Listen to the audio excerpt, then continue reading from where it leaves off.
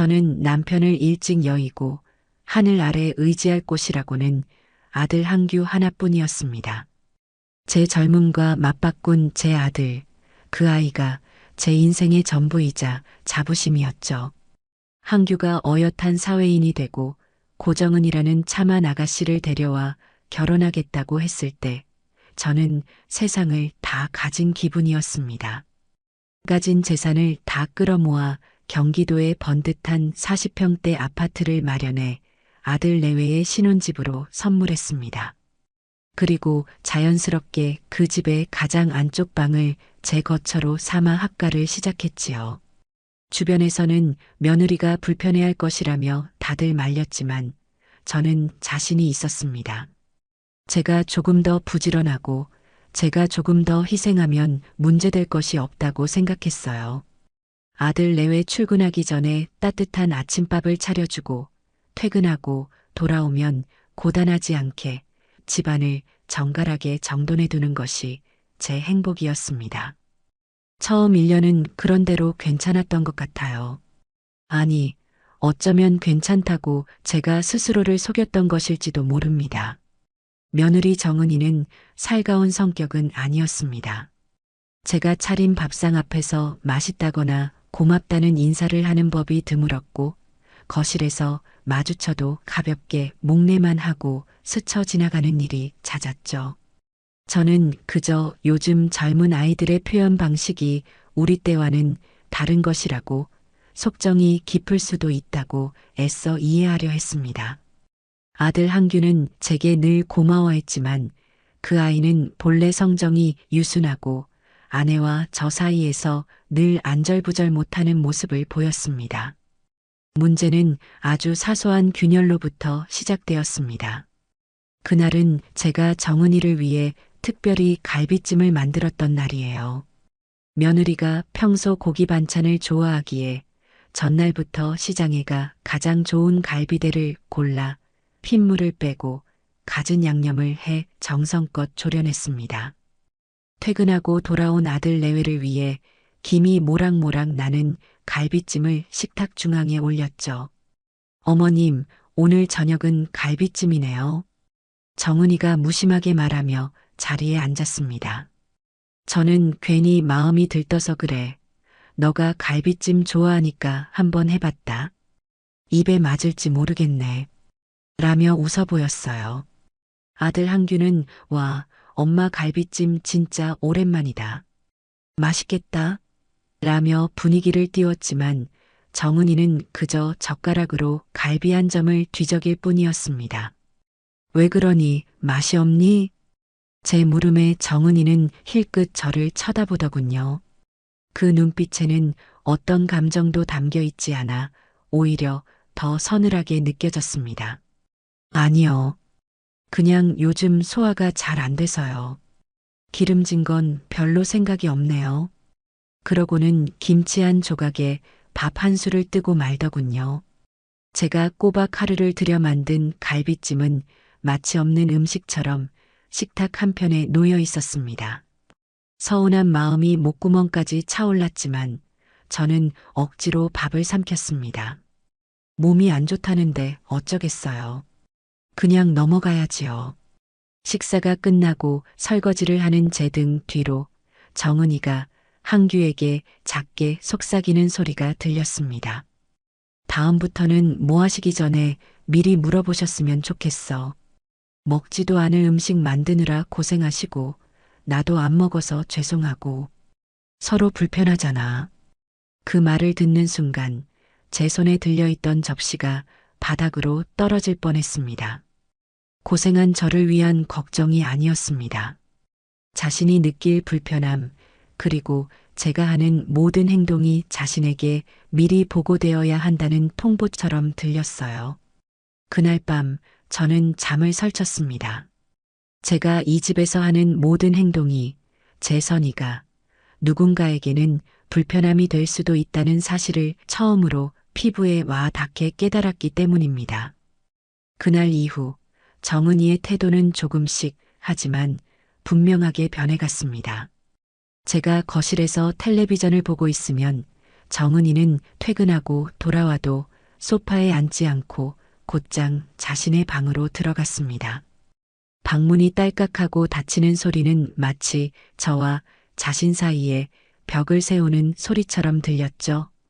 처음에는 피곤해서 그러려니 했지만 그런 날이 일주일, 한 달이 넘어가자 저도 더는 오해할 수가 없었습니다.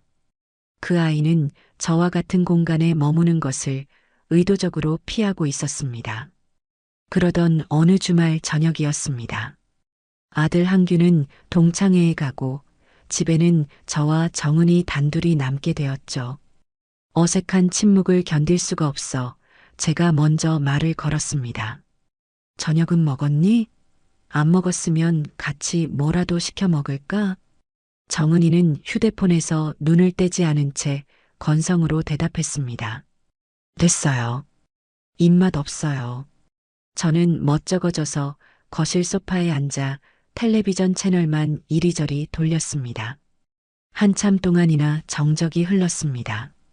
텔레비전 속 드라마 주인공들의 웃음소리가 공허하게 집안을 맴돌았죠.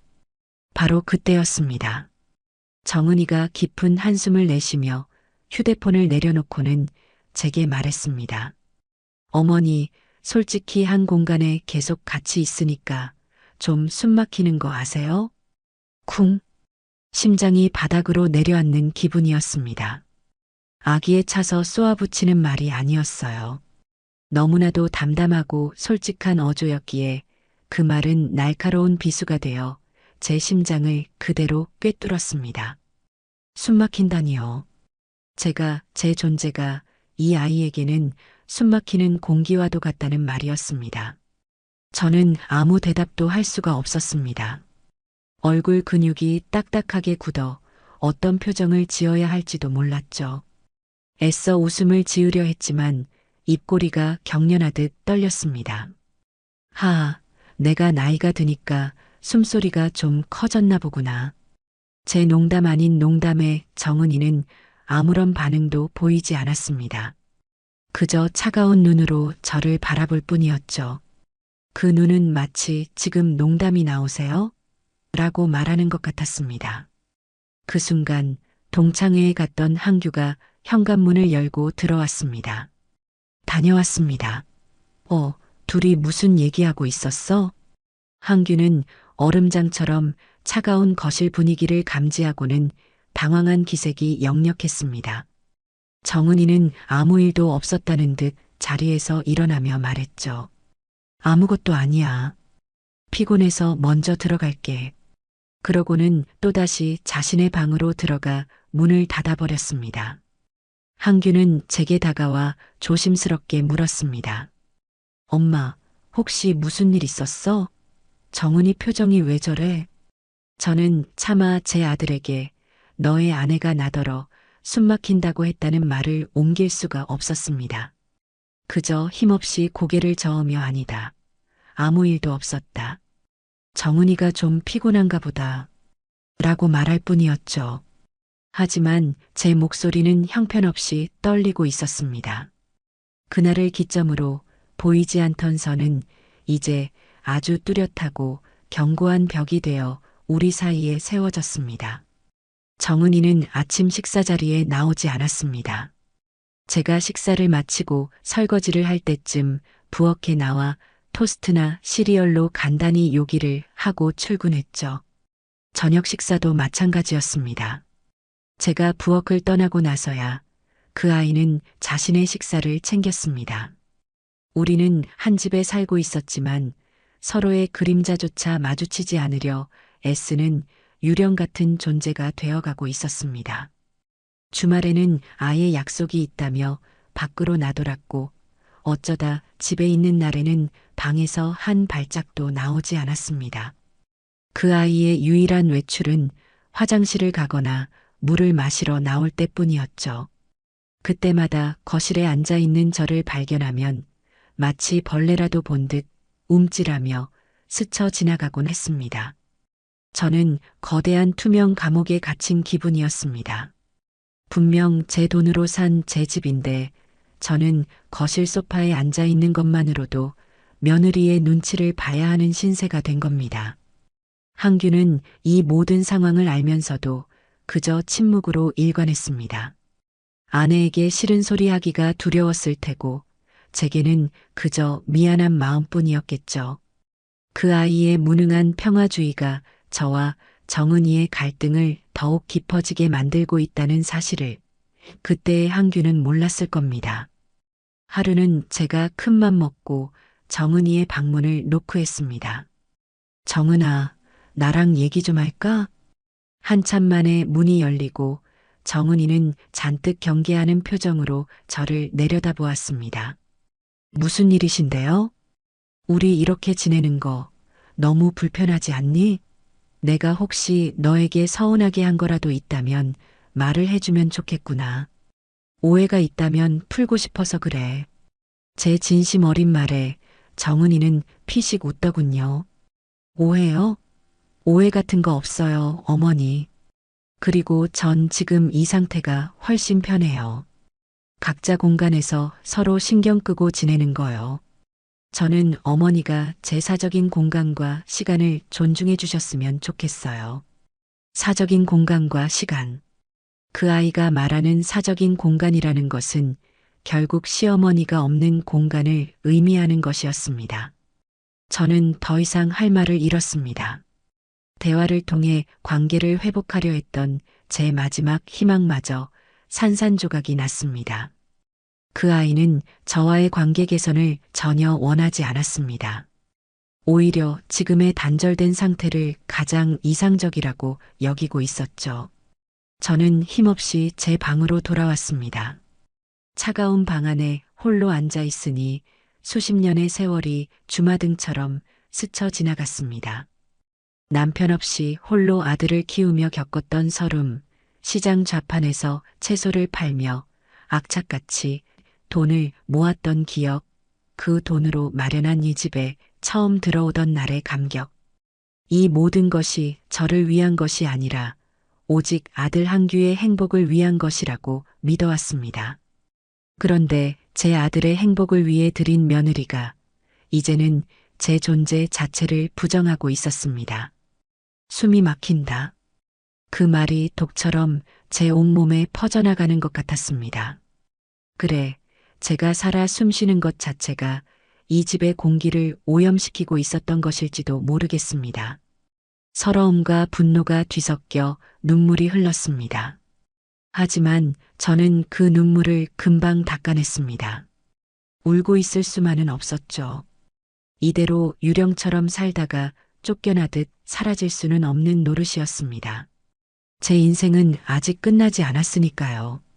그날 저는 제 인생에서 가장 중요한 결심의 씨앗을 마음속 깊은 곳에 심었습니다. 그 씨앗이 어떻게 자라나게 될지는 그때의 정은이는 상상조차 하지 못했을 겁니다.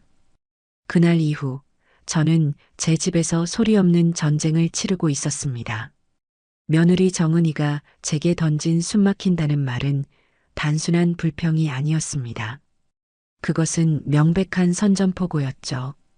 그 아이는 이제 제 눈치를 보거나 자신의 속내를 감추려는 최소한의 노력조차 하지 않았습니다.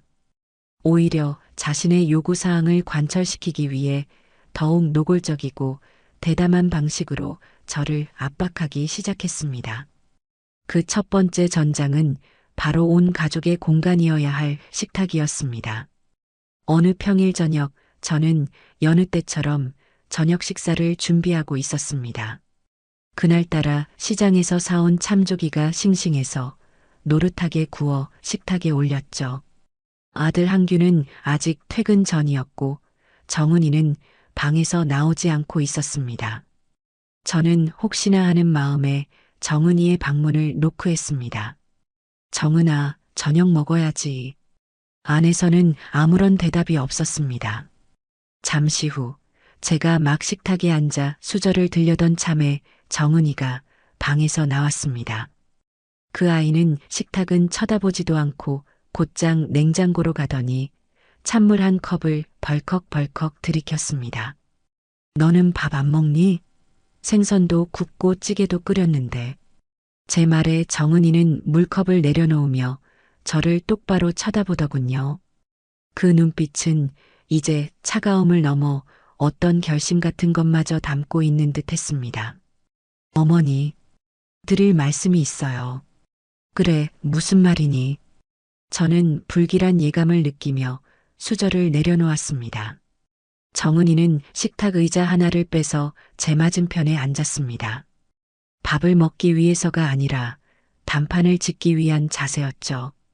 어머니도 이제 느끼시겠지만 저희 서로 불편하잖아요.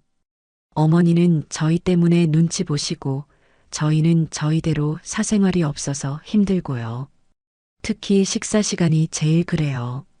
어머니는 한식 위주로 드시지만 저희는 입맛도 다르고 식사 시간도 불규칙할 때가 많거든요. 그 아이는 마치 준비해온 대본을 읽는 것처럼 침착하게 말을 이어갔습니다. 그래서 말인데요. 이제 식사는 각자 해결하는 게 어떨까 싶어요. 거실이랑 주방은 기본적으로 저희 부부가 쓰는 공간으로 하고 어머니는 방에서 식사하시는 게 서로를 위해 좋을 것 같아요. 제가 작은 상 하나 넣어 드릴게요. 저는 제 귀를 의심했습니다. 제 집에서 제 방에 갇혀서 밥을 먹으라니요. 그것은 단순히 식사 습관의 문제를 넘어 저를 이 집의 구성원에서 완전히 배제하겠다는 통보나 다름없었습니다. 젊은 시절 시장 좌판에서 김밥을 팔며 끼니를 거르던 때에도 저는 혼자 방구석에서 밥을 먹어본 기억이 없었습니다. 밥은, 식탁은 제게 가족의 유대를 확인하는 마지막 보루와도 같은 것이었는데 말입니다. 그게 무슨 소리냐? 제 목소리가 낮게 깔렸습니다. 너는 지금 이 집 주인인 나더러 골방에 앉아 밥을 먹으라는 말이니? 이건 내 집이다. 그리고 저 식탁은 내가 이 집에 들어올 때 온 가족이 둘러앉아 웃으며 밥 먹는 모습을 상상하며 가장 먼저 들여놓은 가구야. 어머니, 자꾸 옛날 얘기하지 마세요. 그리고 이 집, 물론 어머니 돈으로 사신 거 알아요. 감사하게 생각하고요. 하지만 지금은 한규 씨랑 제가 사는 집이기도 하잖아요. 시대가 변했어요, 어머니. 요즘은 다들 그렇게 살아요. 부모 자식 간에도 기본적인 사생활은 지켜줘야죠. 사생활이라는 단어가 또다시 제 가슴에 와서 박혔습니다. 제가 가족의 식사를 챙기는 것이 사생활 침해란 말인가요? 저는 기가 막혀 헛웃음이 나왔습니다. 네, 좋습니다. 너의 그 잘난 사생활. 그래서 내가 방에서 밥을 먹으면 너희 부부의 사생활은 완벽하게 지켜지는 것이고, 네, 훨씬 나아지겠죠. 서로 부딪힐 일이 줄어드니까요. 정은이는 한치의 물러섬도 없이 대답했습니다. 바로 그때 현관문 비밀번호 누르는 소리가 들리고 한규가 들어왔습니다. 다녀왔습니다. 분위기가 왜 이래? 둘이 무슨 얘기했어요? 한규는 냉랭한 기운이 감도는 식탁을 보며 불안한 얼굴로 물었습니다. 정은이는 기다렸다는 듯이 한규에게 말했죠. 마침 잘 왔어, 한규 씨. 내가 지금 어머니께 말씀드리는 중이었어. 우리 이제 식사는 각자 편하게 하자고. 어머니는 방에서 드시고 우리는 우리끼리 먹고. 그게 서로 편하잖아. 한규의 얼굴이 하얗게 질렸습니다.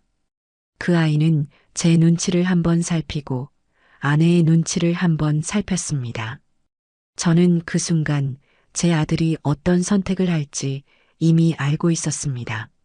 아니나 다를까 한규는 어색하게 웃으며 어설픈 중재안을 내놓았습니다. 아, 정은아.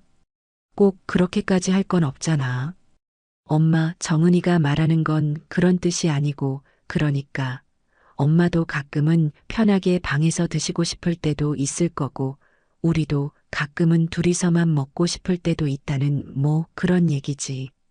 그 비겁한 변명에 저는 더 이상 참을 수가 없었습니다. 됐다. 나는 내 방에서 밥 먹을 생각 없으니 그렇게 알 거라. 밥 먹기 싫으면 너희들이 나가서 먹든지 방에 들어가서 먹든지 마음대로 해라. 이 식탁은 내가 쓰는 곳이다. 저는 그 말을 끝으로 자리에서 일어나 제 방으로 들어와 버렸습니다. 등 뒤로 정은이의 날카로운 목소리가 들려왔습니다. 꺼봐, 말이 안 통한다니까. 저는 문을 닫고 침대에 걸터 앉았습니다. 온몸에 힘이 빠져나가는 기분이었습니다. 식탁 하나를 지키기 위해 저는 제 집에서 투쟁을 벌여야만 했습니다. 식탁 전쟁 이후 정은이의 공격은 이제 돈 문제로 번져나갔습니다. 저는 매달 나오는 연금을 한 푼도 쓰지 않고 고스란히 생활비 통장에 넣고 있었습니다. 관리비, 식비, 각종 공과금을 내고도 넉넉한 금액이었죠. 하지만 정은이는 그것조차 부족하다고 느끼는 모양이었습니다. 어느 날 거실에 앉아 있는데 택배 기사가 커다란 상자 2개를 내려놓고 갔습니다. 정은이의 이름이 적혀 있었죠. 저녁에 돌아온 정은이는 현관에 놓인 상자를 보고는 신이 나서 상자를 뜯기 시작했습니다. 값비싸 보이는 원피스와 구두, 핸드백이 줄줄이 나왔습니다. 어머니, 이거 예쁘죠? 이번 시즌 신상이래요. 정은이는 제게 원피스를 펼쳐 보이며 자랑했습니다. 저는 아무 말도 할 수가 없었습니다. 한두 번 입고 옷장 구석에 처박힐 옷에 수십만 원을 쓰는 며느리의 씀씀이를 도저히 이해할 수 없었기 때문입니다. 옷은 그만 사도 되지 않니? 옷장에도 입지 않는 옷이 가득하던데. 제 말에 정은이의 표정이 순간 굳어졌습니다. 이건 제 돈으로 제가 사는 건데요. 어머니가 상관하실 일은 아닌 것 같아요. 내 돈 따지자는 게 아니다. 우리가 한 집에 살면서 아껴야 할 부분은 아껴야 한다는 뜻이지. 아껴요? 어머니, 솔직히 저희 지금 아끼면서 살고 있어요. 제가 사고 싶은 거 반도 못 사고 참고 있다고요. 그런데 자꾸 어머니 기준에 맞추라고 하시면 곤란해요. 정은이는 보란 듯이 새로 산 옷들을 들고 방으로 쌩하니 들어가 버렸습니다. 며칠 뒤, 이번에는 도시가스 요금 고지서가 문제가 되었습니다. 유난히 추웠던 겨울이라 난방비가 조금 많이 나온 모양이었습니다. 식탁 위에 놓인 고지서를 본 정은이가 보란 듯이 한숨을 쉬며 말했습니다. 어머니, 낮에 혼자 계실 때 보일러 좀 끄고 계시면 안 돼요? 난방비가 너무 많이 나왔어요. 저는 어이가 없어서 정은이를 쳐다보았습니다. 뭐라고? 이 추운 겨울에 나더러 냉골에서 떨고 있으라는 말이냐? 아니, 그런 뜻이 아니라 외출복 입고 계시거나 조끼 같은 거 셔입고 계시면 되잖아요. 혼자 계신데 집 전체를 덮이는 건 낭비라고 생각 안 하세요? 낭비? 내가 내 집에서 내 돈으로 난방하는 게 낭비란 말이니? 어머니 연금으로는 이 관리비 감당 안 되는 거 아시잖아요. 결국 다 한규 씨 월급에서 나가는 돈이에요. 저희도 이제 슬슬 돈 모아서 아기도 가져야 하는데 이렇게 생활비가 많이 나가면 계획을 세울 수가 없어요. 그 말은 제게 큰 충격이었습니다. 제가 매달 보태는 생활비는 아무런 의미가 없었고 저는 그저 아들 월급이나 축내는 군 식구에 불과하다는 선언이었죠. 심지어 자신들의 2세 계획이 틀어지는 원인마저 제 탓으로 돌리고 있었습니다. 모든 것이 제 문제였습니다. 제가 너무 많이 먹고 너무 많이 쓰고 너무 오래 살아서 문제인 것이었습니다. 결국 터질 것이 터지고야 말았습니다. 그날은 제 생일이었습니다. 아침에 한규가 미역국이라도 셔드시라며 봉투 하나를 건네고 출근했습니다. 정은이는 출근 준비를 하느라 바쁜지 얼굴도 보이지 않았죠. 저는 혼자 앉아 아들이 사온 즉석 미역국을 데워 먹었습니다. 눈물이 밥에 떨어져 짠맛이 났습니다. 오후에는 동네 친구들과 점심 약속이 있어 잠시 외출을 했습니다. 친구들의 축하를 받고 선물을 받고 웃고 떠들었지만 마음 한구석은 계속해서 시려왔습니다.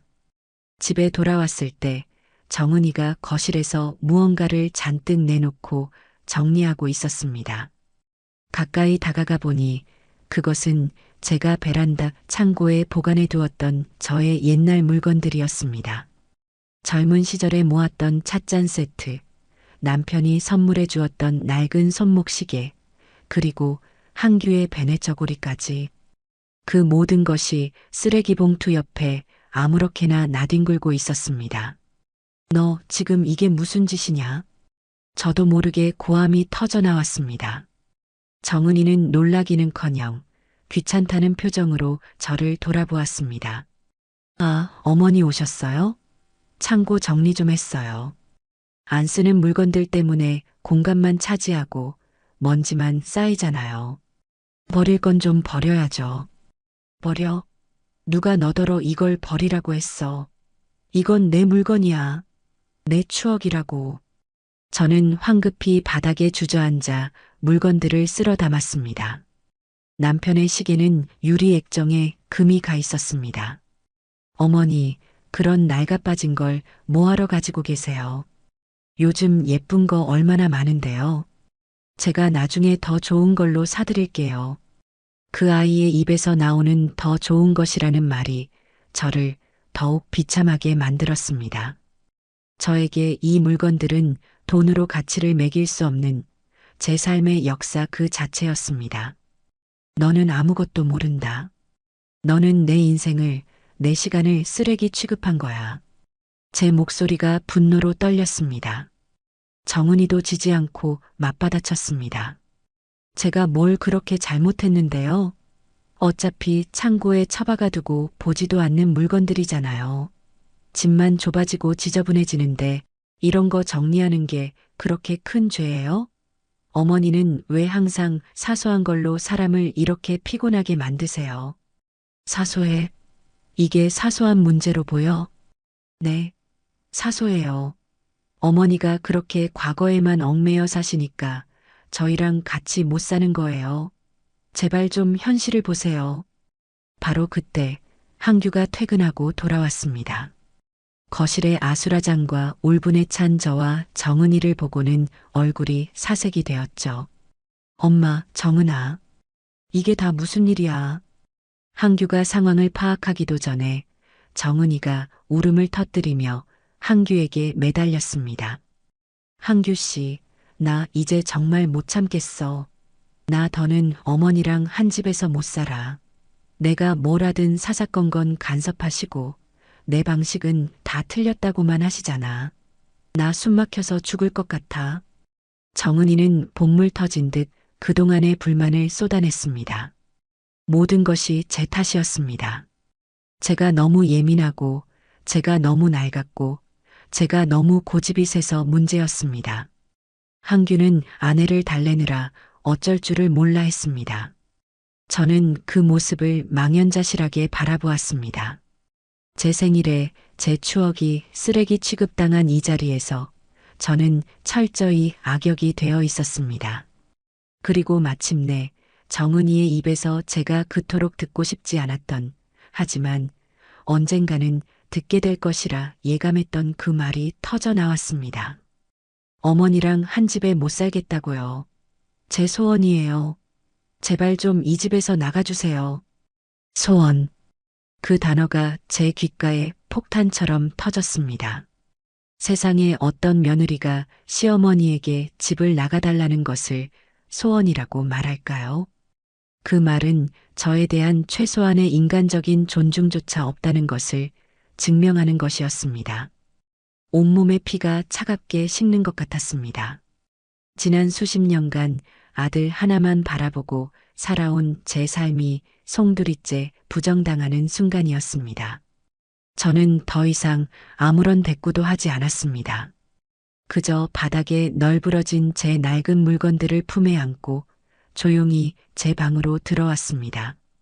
문을 닫자 세상과 완벽하게 단절된 기분이었습니다. 그리고 저는 알 수 있었습니다. 이제 모든 것을 끝내야 할 시간이 왔다는 것을요. 며느리 정은이가 제게 나가달라는 소원을 외친 그날 밤, 저희 집은 죽음과도 같은 침묵에 휩싸였습니다. 저는 제 방 침대에 멍하니 걸터 앉아 품에 안은 남편의 낡은 시계만 하염없이 만지고 있었죠. 시계는 이미 오래전에 멈춰 있었지만 제 심장은 고장난 기계처럼 거칠게 뛰고 있었습니다. 거실에서는 아들 한규가 아내를 달래는 소리, 그리고 정은이의 잦아들지 않는 흐느낌이 희미하게 들려왔습니다. 그 누구도 제 방문을 두드리지 않았습니다. 제 생일날 저는 제 집에서 완벽한 이방인이자 모든 문제의 원흉이 되어 있었습니다. 한참의 시간이 흐른 뒤 방문 밖에서 조심스럽게 저를 부르는 소리가 들렸습니다. 엄마, 아들 한규였습니다. 저는 대답하지 않았습니다. 무슨 말을 할 수 있겠어요. 지금 제 아들이 제게 해줄 수 있는 위로란 없었습니다. 엄마, 문 좀 열어봐. 얘기 좀 해.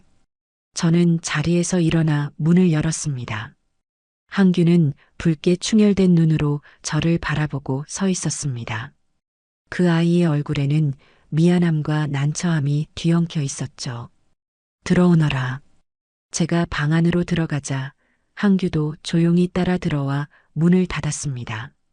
정은이는 이미 자신의 방으로 들어간 모양이었습니다. 엄마, 미안해. 내가 정말 미안해. 한규는 제 앞에 서서 고개를 숙였습니다. 뭐가 미안한데? 너의 아내가 한 말이 사실인데 뭐가 미안하다는 거냐?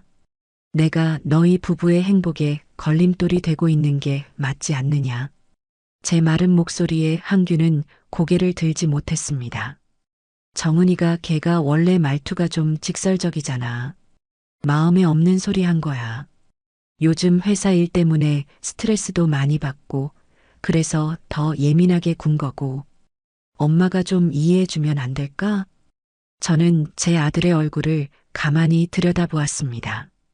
제 속이 까맣게 타들어가고 있는데 제 아들은 여전히 뻔한 변명으로 상황을 모면하려 하고 있었습니다. 이해. 저는 평생을 이해하며 살아왔습니다. 아들이 어릴 때는 철이 없어 그런 것이라 이해했고 결혼하고 나서는 아내와 나 사이에서 힘든 위치에 있을 것이라 이해했죠. 하지만 이제는 더 이상 이해하고 싶지 않았습니다. 한규야. 제가 낮고 단호한 목소리로 아들을 불렀습니다. 너는 방금 내 아내가 어미에게 무슨 말을 했는지 똑똑히 들었을 것이다. 집을 나가달라는 말을 소원이라고 했다. 너는 그 말을 듣고도 내 아내가 스트레스가 많아서 그런 것이니 이해하라는 말이 나오니? 나는 오늘 너에게 선택지를 주려고 한다. 너는 어미 편이냐 아니면 너의 아내 편이냐? 똑바로 대답해라. 더 이상 어중간하게 이쪽 저쪽 눈치 보며 상황을 악화시키지 말고 오늘 이 자리에서 확실히 정하거라. 제 단호한 요구에 한규는 당황한 기색이 역력했습니다. 그 아이는 제 눈을 피하며 우물쭈물했죠. 엄마, 꼭 그렇게 편을 나눠야 해? 둘 다 나한테는 소중한 사람인데. 소중한 사람 중 하나가 다른 한 사람에게 숨막힌다며 나가 죽으라는 소리나 마찬가지인 말을 했다. 그런데도 편을 가를 수 없다는 말이냐? 너의 그 비겁함이 오늘 이 사태를 만든 거야. 어서 대답해라. 저는 한규를 매섭게 몰아붙였습니다. 제 아들이지만 오늘만큼은 그 나약함을 뿌리 뽑고 싶었습니다. 하지만 한규는 끝내 대답하지 못했습니다. 그저 엄마 제발 이라는 말만 되풀이하며 고개를 떨굴 뿐이었죠. 그 모습에 저는 마지막 남았던 기대마저 버렸습니다. 제 아들은 결코 제 편이 되어주지 않을 겁니다. 아니, 아내의 등살에 밀려 제 편이 되어줄 용기 자체가 없는 아이였습니다. 제가 평생을 바쳐 키운 아들은 결국에는 저를 지켜주지 못하는 나약한 남자에 불과했습니다. 알겠다. 너의 대답은 그것으로 듣겠다. 이제 그만 나가보거라. 피곤하구나. 저는 차갑게 등을 돌렸습니다. 항규는 제 등 뒤에서 한참을 망설이다가 결국 아무 말도 못하고 조용히 방을 나갔습니다. 방문이 닫히고 저는 깊은 한숨을 내쉬었습니다. 아들에 대한 배신감보다는 차라리 잘 되었다는 생각이 들었습니다. 이제 저는 그 누구에게도 미련을 가질 필요가 없었습니다. 제 인생은 오롯이 저 혼자 책임지고 개척해 나가야 했습니다. 그날 밤 저는 뜬 눈으로 밤을 지새웠습니다. 새벽녘이 되어서야 갈증이 느껴져 물이라도 한 잔 마실까 싶어 조용히 방문을 열고 나갔습니다. 거실은 어두웠지만 아들 내외의 방에서는 희미한 불빛이 새어나오고 문이 살짝 열려 있었습니다. 그리고 그 틈으로 두 사람의 소곤거리는 대화가 제 귀에 들려왔습니다. 저는 저도 모르게 그 자리에 멈춰서서 귀를 기울였습니다. 그래서 어머니는 뭐라고 하셔? 정은이의 목소리였습니다. 그냥 많이 화나셨어. 항규가 힘없이 대답했습니다. 화만 내시면 다야? 그래서 앞으로 어떻게 할 건데? 나는 정말 하루도 더 이렇게는 못 살아. 당신도 봤잖아. 낡아 빠진 쓰레기 몇 개 버렸다고 사람을 그렇게 몰아붙이는 거. 우리랑은 사고방식 자체가 다르다고. 그래도 엄마 물건인데 우리가 함부로 버린 건 잘못했지. 잘못? 뭐가 잘못이야? 집이 넓어지는 게 잘못이야? 쾌적해지는 게 잘못이야? 당신은 항상 그런 식이야. 무조건 당신 엄마 편만 들고. 내 생각은 조금도 안 해주잖아. 내가 언제 엄마 편만 들었다고 그래. 그럼 내 편이야? 내 편이면 당장 내일이라도 어머니 나가 사실 집이라도 알아봐. 내가 원하는 건 그거 딱 하나라고. 항규의 긴 침묵이 이어졌습니다. 저는 숨을 죽였습니다. 제발 제 아들이 아니라고, 그럴 수는 없다고 말해주기를 바랐습니다. 하지만 제 귀에 들려온 것은 제 심장을 산산조각 내는 말이었습니다. 알았어. 알아볼게. 그런데 당장 우리한테 그럴 만한 돈이 없잖아. 전세 보증금이라도 얻어들이려면 꽤 큰 돈이 필요할 텐데. 왜 돈이 없어? 당신 비상금 있잖아. 그리고 우리 결혼할 때 축의금 남은 것도 좀 있고. 그걸로 일단 작은 오피스텔 보증금 정도는 해결할 수 있을 거야. 월세는? 월세는 어떻게 하고? 월세는 당연히 어머니 연금으로 내시라고 해야지. 우리한테 얹혀 사시는 것보다야 그게 훨씬 낫지. 솔직히 말해서 우리가 어머니를 언제까지 책임져야 해? 어머니도 이제는 독립하셔야지. 저는 그 자리에 얼어붙은 듯 서 있었습니다. 제 아들이 제 며느리와 함께 저를 내쫓을 계획을 세우고 있었습니다. 저를 위한 보금자리를 마련해 주는 것이 아니라 자신들의 삶에서 저라는 존재를 처리하기 위한 비용을 계산하고 있었던 겁니다. 심지어 제 연금으로 월세를 내게 하자는 말에서는 그들이 저를 얼마나 귀찮고 성가신 존재로 여기는지 명백하게 드러났습니다. 그 순간 제 안에 있던 슬픔, 분노, 배신감 같은 감정들이 한꺼번에 사라지고 그 자리에는 차갑고 단단한 무언가만 나왔습니다. 마치 세찬 비바람이 지나간 뒤 모든 것이 쓸려나가고 단단한 암반만 남은 황무지처럼요. 저는 조용히 발소리를 죽여 제 방으로 돌아왔습니다. 그리고 거울 앞에 섰습니다. 거울 속에는 낯선 여자가 서 있었습니다. 평생을 누군가의 아내, 누군가의 어머니로 살아오느라 자신의 이름 석자는 잊고 살았던 초라한 늙은이. 저는 거울 속의 그 여자를 똑바로 바라보며 속삭였습니다. 이복순, 이제부터는 너를 위해 사는 거야. 결심은 순식간에 굳어졌습니다. 슬픔에 잠겨 있을 시간이 없었습니다. 그들이 저를 내쫓기 전에 제가 먼저 움직여야 했습니다. 그들이 제게서 모든 것을 빼앗아 가기 전에 제가 먼저 모든 것을 버려야 했습니다. 그리고 정은이가 그토록 바라던 소원. 제가 아주 확실하고 통쾌하게 그들이 평생 후회할 방식으로 들어주기로 마음먹었습니다. 그래, 소원을 들어주마. 나와 한 공간에 있고 싶지 않다는 그 소원. 아주 철저하게 들어주고 말고 창밖으로 동이 트고 있었습니다. 제 인생에도 길고 긴 밤이 지나고 새로운 아침이 오고 있었습니다. 그 아침은 피처럼 붉고 칼날처럼 서늘한 빛을 띠고 있었죠. 저는 더 이상 나약한 피해자가 아니었습니다. 제 인생의 운전대를 되찾아온 단호한 심판자였습니다. 그날부터 저의 비밀스러운 계획이 시작되었습니다. 새로운 결심과 함께 맞이한 아침, 저는 이전의 이복순이 아니었습니다. 밤새 저를 짓누르던 슬픔과 무력감은 온데간데였고 머릿속은 오히려 얼음처럼 차갑고 명료했습니다. 며느리 정은이가 그토록 원하던 소원을 이뤄주기 위한 계획이 마치 잘 짜인 각본처럼 제 머릿속에서 펼쳐지고 있었죠.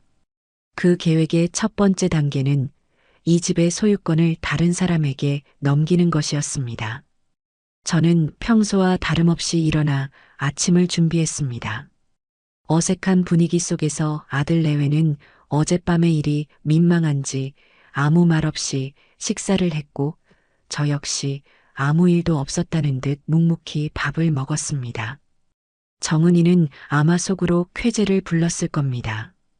제가 마침내 자신들의 뜻에 굴복했다고 생각했겠죠. 제가 조용히 짐을 싸서 나갈 날만 손꼽아 기다리고 있을 것이 분명했습니다. 저는 그런 며느리의 표정을 물끄러미 바라보며 속으로 다짐했습니다. 마음껏 기대하거라. 너의 기대가 클수록 절망도 더 깊어질 테니. 아들 내외가 출근하자마자 저는 가장 좋은 외출복으로 갈아입고 핸드백을 챙겨 집을 나섰습니다. 제 행선지는 동네에서 가장 크고 신뢰도가 높다는 부동산 중개사무소였습니다. 유리문을 열고 안으로 들어서자 중개인으로 보이는 중년 남자가 저를 의아한 눈으로 쳐다보더군요. 아마도 평범한 늙은이가 집값을 알아보러 왔거나 전세를 구하러 왔다고 생각했겠죠. 저는 소파에 앉아 가방에서 등기부등본을 꺼내 테이블 위에 올려놓았습니다. 사장님, 이 집을 팔려고 합니다. 제 말에 중개인은 등본과 저를 번갈아 쳐다보며 조금 놀란 표정을 지었습니다. 아, 예. 사모님 댁이시군요. 동네에서도 로열동, 로열층이라 다들 탐내는 곳인데 왜 갑자기 파시려고요? 개인적인 사정이 좀 있습니다. 그건 묻지 말아주시고요. 제가 원하는 건 딱 두 가지입니다.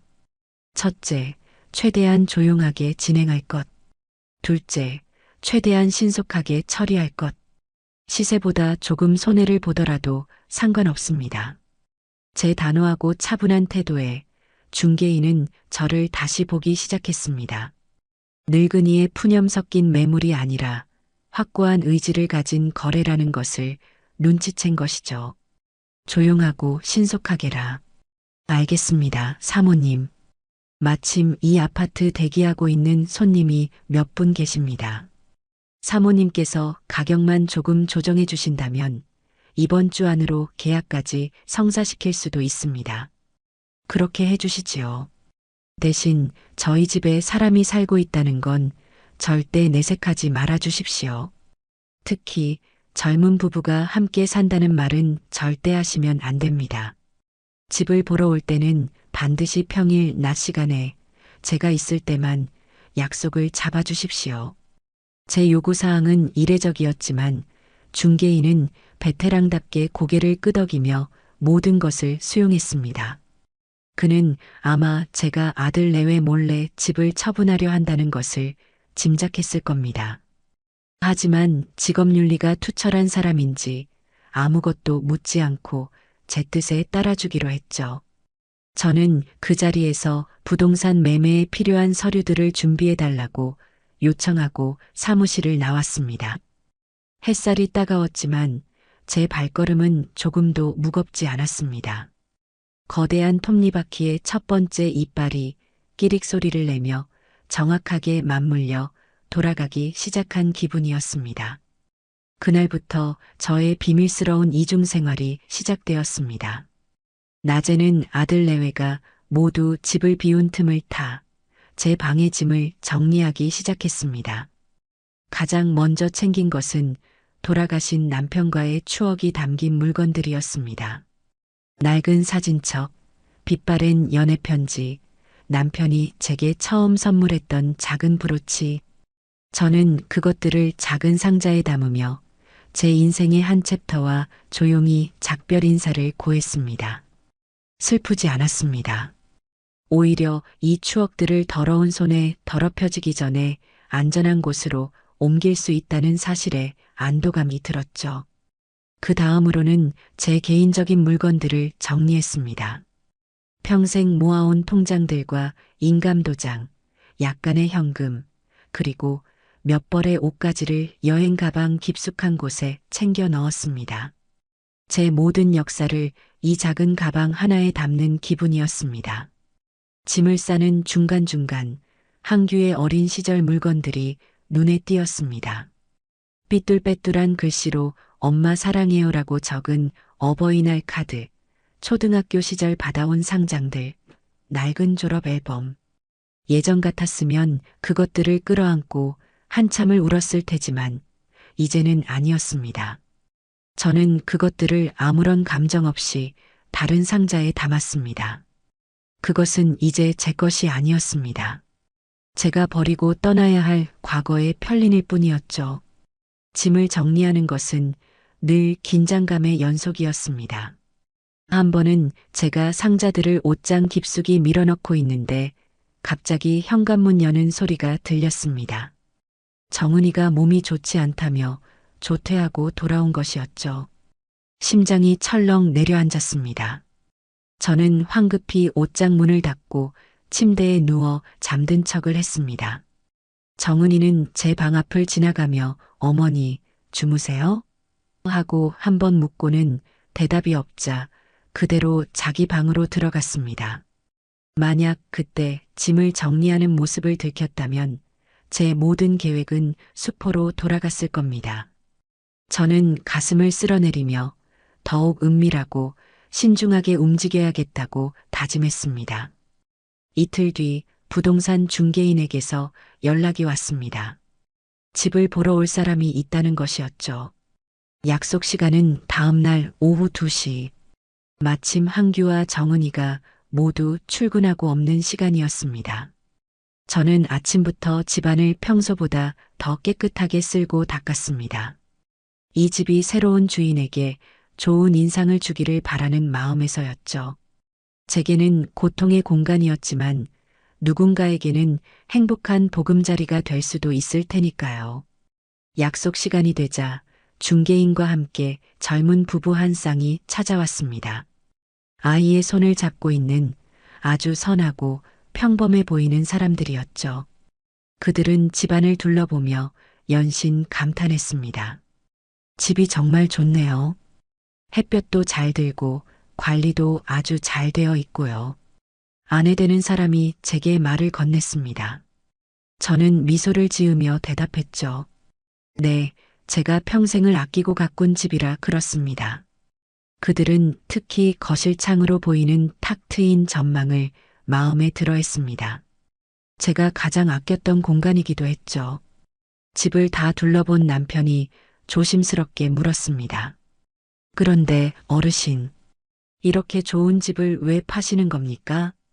저는 준비해둔 대답을 꺼냈습니다. 이제 나이도 들고 하니 이 큰 집을 혼자 관리하기가 버겁네요. 좀 더 작은 곳으로 옮겨서 조용히 노후를 보내고 싶어서요. 제 말에 젊은 부부는 안타깝다는 표정을 지으면서도 한편으로는 좋은 매물을 만났다는 사실에 기뻐하는 눈치였습니다. 중개인은 제게 눈짓을 보내며 이분들이 아주 적극적이라고 알려주었습니다. 그들이 돌아간 뒤 중개인은 바로 본론을 꺼냈습니다. 사모님, 방금 그분들이 바로 계약하고 싶어 하십니다. 사모님께서 처음에 말씀하신 금액에서 1,000만 원만 조정해주면 오늘이라도 당장 가계약금을 넣겠다고 합니다. 그렇게 하시지요. 저는 괜찮습니다. 저는 한치의 망설임도 없이 대답했습니다. 돈 1,000만 원이 중요한 게 아니었습니다. 저에게는 속도가 생명이었습니다. 제 결심이 흔들리기 전에, 아들 내외가 눈치채기 전에 모든 것을 끝내야 했습니다. 그날 저녁 저는 부동산 사무실로 가서 매매계약서에 도장을 찍었습니다. 제 이름 석자 옆에 선명하게 찍힌 붉은 인주를 보는 순간 기묘한 해방감이 밀려왔습니다. 수십 년간 저를 올가매던 무거운 족쇄가 툭 하고 끊어지는 소리가 들리는 듯 했습니다. 저는 이제 이 집의 주인이 아니었습니다. 아들 내외에게 이 집을 물려줘야 한다는 무거운 책임감, 며느리의 눈치를 보며 살아야 했던 서름, 그 모든 것으로부터 자유로워진 것입니다. 계약금을 제 통장으로 송금받고 집으로 돌아오는 길, 저는 하늘을 올려다보았습니다. 회색빛 도시의 하늘이었지만 그날따라 유난히 넓고 자유로워 보였습니다. 저는 이제 아무것도 가진 것이 없는 사람이 되었지만 동시에 모든 것을 가진 사람이 된 것 같았습니다. 제 손에는 제 인생을 새로 시작할 수 있는 자금과 그 무엇과도 바꿀 수 없는 자유가 들려 있었으니까요. 집으로 돌아온 저는 마지막을 장식할 디데이를 손꼽아 기다렸습니다. 정은이가 그토록 바라던 소원 성취의 날, 그리고 그 아이의 완벽한 행복이 산산조각 나는 그날을요. 계약서에 제 이름 석자를 새기고 집으로 돌아온 후 제게 남은 시간은 한 달이었습니다. 그 한 달 동안 저는 제 인생 최고의 연극을 준비하는 배우처럼 철저하게 제 감정을 숨겼습니다. 아들 내외 앞에서는 이전과 다름없는, 혹은 이전보다 조금 더 기운이 빠지고 체념한 듯한 시어머니의 모습을 연기했죠. 제 침묵을 며느리 정은이는 자신의 승리로 받아들이는 듯 했습니다. 그 아이의 얼굴에는 노골적인 안도감과 은밀한 의기양양함이 스며 있었고 저를 대하는 태도는 일말의 동정심마저 느껴질 정도였습니다. 아마도 제 방에서 제가 조용히 짐을 싸고 있을 것이라고, 혹은 제가 나갈 날만 손꼽으며 눈물 짓고 있을 것이라고 상상했겠죠. 저는 그 모든 것을 알면서도 묵묵히 제 연기를 계속했습니다. 폭풍전야의 고요함이 길고 깊을수록 폭풍이 몰아쳤을 때의 충격은 더욱 강력할 테니까요. 그리고 마침내 결전의 날이 밝았습니다. 잔금까지 모두 치러지고 이 집의 소유권이 법적으로 완벽하게 새로운 주인에게 넘어간 날의 주말 저녁이었습니다. 저는 이 연극의 마지막 막을 올리기 위해 아침부터 분주하게 움직였습니다. 시장에 가서 가장 좋은 한우 등심과 싱싱한 해산물을 사왔고 며느리가 평소 좋아하던 잡채와 아들이 좋아하는 갈비찜을 준비했습니다. 마치 큰 명절이라도 되는 것처럼 식탁 다리가 휘어질 만큼 온갖 음식을 차려냈습니다.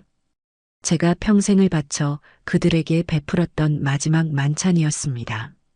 퇴근하고 돌아온 아들 내외는 사내 진미가 차려진 식탁을 보고는 어리둥절한 표정을 지었습니다.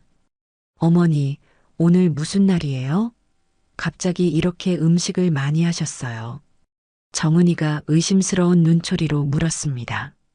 저는 온화한 미소를 지으며 대답했죠. 날은 무슨 날이냐? 그냥 우리 식구들 다 같이 둘러앉아 따뜻한 밥 한 끼 먹고 싶어서 그랬다. 너희들 그동안 고생 많았잖니. 어서들 앉아서 먹자. 제 태연한 모습에 정은이의 경계심도 조금은 누그러진 듯 했습니다. 세 사람은 말없이 식탁에 둘러앉았습니다. 어색한 침묵 속에서 수저 부딪히는 소리만 들려왔습니다. 저는 아무 말 없이 아들과 며느리의 밥그릇 위에 반찬을 올려주었습니다. 그들의 표정을 하나하나 뜯어보았죠. 항규는 여전히 불편한 얼굴로 밥을 꾸역꾸역 입에 밀어넣고 있었고, 정은이는 겉으로는 태연한 척했지만 흘깃흘깃 제 눈치를 살피는 것을 숨기지 못했습니다. 식사가 거의 끝나갈 무렵 저는 조용히 수저를 내려놓았습니다. 그리고 두 사람을 불렀습니다. 항규야, 정은아. 제 목소리에 두 사람은 동시에 고개를 들었습니다. 저는 최대한 인자하고 자애로운 표정을 지으며 정은이를 똑바로 바라보았습니다. 정은아, 내가 며칠 전에 어미에게 소원이 있다고 했지 않니? 소원이라는 단어가 나오자 정은이의 얼굴이 미세하게 굳어지는 것이 보였습니다. 자기가 뱉은 말이 얼마나 잔인했는지 스스로도 알고 있었던 것이죠. 네, 그랬죠. 그래. 부모된 도리로 자식의 소원을 어찌 모른 척할 수 있겠느냐. 내가 나 때문에 숨이 막히고 이 집에서 함께 사는 것이 고통스럽다고 했을 때 내 마음도 참 아팠단다. 그래서 밤낮으로 고민을 많이 했어. 어떻게 해야 우리 며느리의 그 간절한 소원을 들어줄 수 있을까 하고 말이다. 제 말투는 더없이 부드러웠습니다. 제 진심 어린 고백이라도 듣는 듯 정은이의 표정이 서서히 풀리기 시작했습니다. 항규는 안도의 한숨을 내쉬는 것 같았죠. 아, 드디어 어머니가 우리 뜻을 받아들여 주시는구나. 그렇게 생각했을 겁니다. 그래서 내가 아주 큰 결심을 했단다. 내 소원, 내가 꼭 들어주기로 말이다. 그 말을 하는 순간 정은이의 얼굴에 화색이 도는 것을 저는 똑똑히 보았습니다. 마치 지긋지긋한 숙제를 끝낸 학생처럼 혹은 오랫동안 기다려온 합격 통지를 받은 수험생처럼 그 아이의 눈은 기쁨으로 반짝였습니다. 저를 향해 억지로 지어 보이던 미안한 표정은 온데간데 없고 승리자의 여유로운 미소가 그 아이의 입가에 걸렸습니다. 항규에게 승리의 눈짓을 보내는 것까지 저는 놓치지 않았습니다. 저는 그들이 승리의 기쁨을 만끽할 수 있도록 잠시 시간을 주었습니다. 이 순간이 달콤할수록 곧이어 닥쳐올 현실은 더욱 쓰디쓸 테니까요. 저는 자리에서 일어나 거실로 향했습니다. 얘들아, 이리 와서 차 한 잔씩 하거라. 거실에서 이야기 마저 하자. 아들 내외는 군말 없이 저를 따라 거실 소파에 앉았습니다. 저는 직접 끓인 대추차를 그들 앞에 내려놓았습니다. 정은이는 이미 모든 것이 해결되었다는 듯 편안한 자세로 소파에 몸을 기댄 채 여유롭게 찻잔을 들었습니다. 어머니 결심해 주셔서 감사해요. 저희도 어머니 마음 상하게 하려던 건 아니었어요. 그냥 저희도 저희 삶이 있으니까. 정은이가 변명처럼 말을 늘어놓았습니다. 저는 부드럽게 그 아이의 말을 막았죠. 안다, 알아. 다 안다. 너희의 마음을 내가 왜 모르겠니? 그래서 내가 너희의 앞날을 축복하는 의미에서 너희가 온전히 둘만의 공간에서 행복하게 살 수 있도록 도와주기로 한 게 아니냐? 저는 잠시 말을 멈추고 두 사람의 얼굴을 천천히 둘러보았습니다. 희망과 기대감으로 상기된 두 개의 얼굴. 저는 제 인생 최고의 연극을 마무리할 마지막 대사를 뱉었습니다.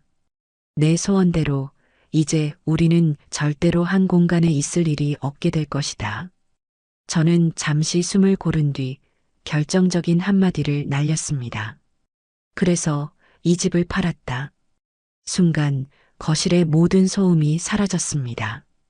텔레비전에서 흘러나오던 작은 소리도, 창밖의 바람 소리도, 심지어 제 심장 소리마저도 들리지 않는 완벽한 진공의 상태가 찾아왔습니다. 정은이의 얼굴에 걸려있던 여유로운 미소가 그대로 얼어붙었습니다. 마치 시간이 멈춘 것처럼 그 아이는 찻잔을 든 그 자세 그대로 굳어버렸죠. 항규의 얼굴은 하얗다 못해 파랗게 질려갔습니다. 두 사람의 눈동자가 이해할 수 없는 상황 앞에서 길을 잃고 미친 듯이 흔들렸습니다. 저는 그들의 경악스러운 표정을 감상하며 차분하게 설명을 덧붙였습니다. 계약은 이미 일주일 전에 끝났고 잔금까지 모두 받았다. 법적으로 이 집은 이제 우리 집이 아니야. 새로운 주인이 다음 달 중순에 이사를 들어오기로 했으니 우리는 그 전에 집을 비워줘야 한다. 한 달 정도 남았더구나. 제 목소리는 거실을 낮게 울렸습니다. 정은아, 이제 만족하니? 너의 소원대로 나는 이제 너와 같은 공간에 있지 않을 거다. 우리는 이제 완벽한 타인이 되는 거야. 각자 살 길 찾아보자꾸나. 저는 그 말을 끝으로 자리에서 일어났습니다. 그리고 제 생애 가장 우아하고 당당한 걸음으로 제 방을 향해 걸어갔습니다. 등 뒤에서 찻잔이 바닥에 떨어져 박살나는 날카로운 소리가 들려왔지만 저는 뒤돌아보지 않았습니다. 문을 닫고 잠금쇠를 거는 그 순간까지 제 심장은 놀랍도록 평온했습니다. 길고 길었던 전쟁이 마침내 저의 완벽한 승리로 끝난 것입니다. 제 방문이 닫히고 잠금쇠가 걸리는 소리는 마치 혼돈의 시작을 알리는 신호탄과도 같았습니다. 잠시 동안 이어지던 망연자실한 침묵은 며느리 정은이의 날카로운 비명과 함께 산산조각이 났습니다.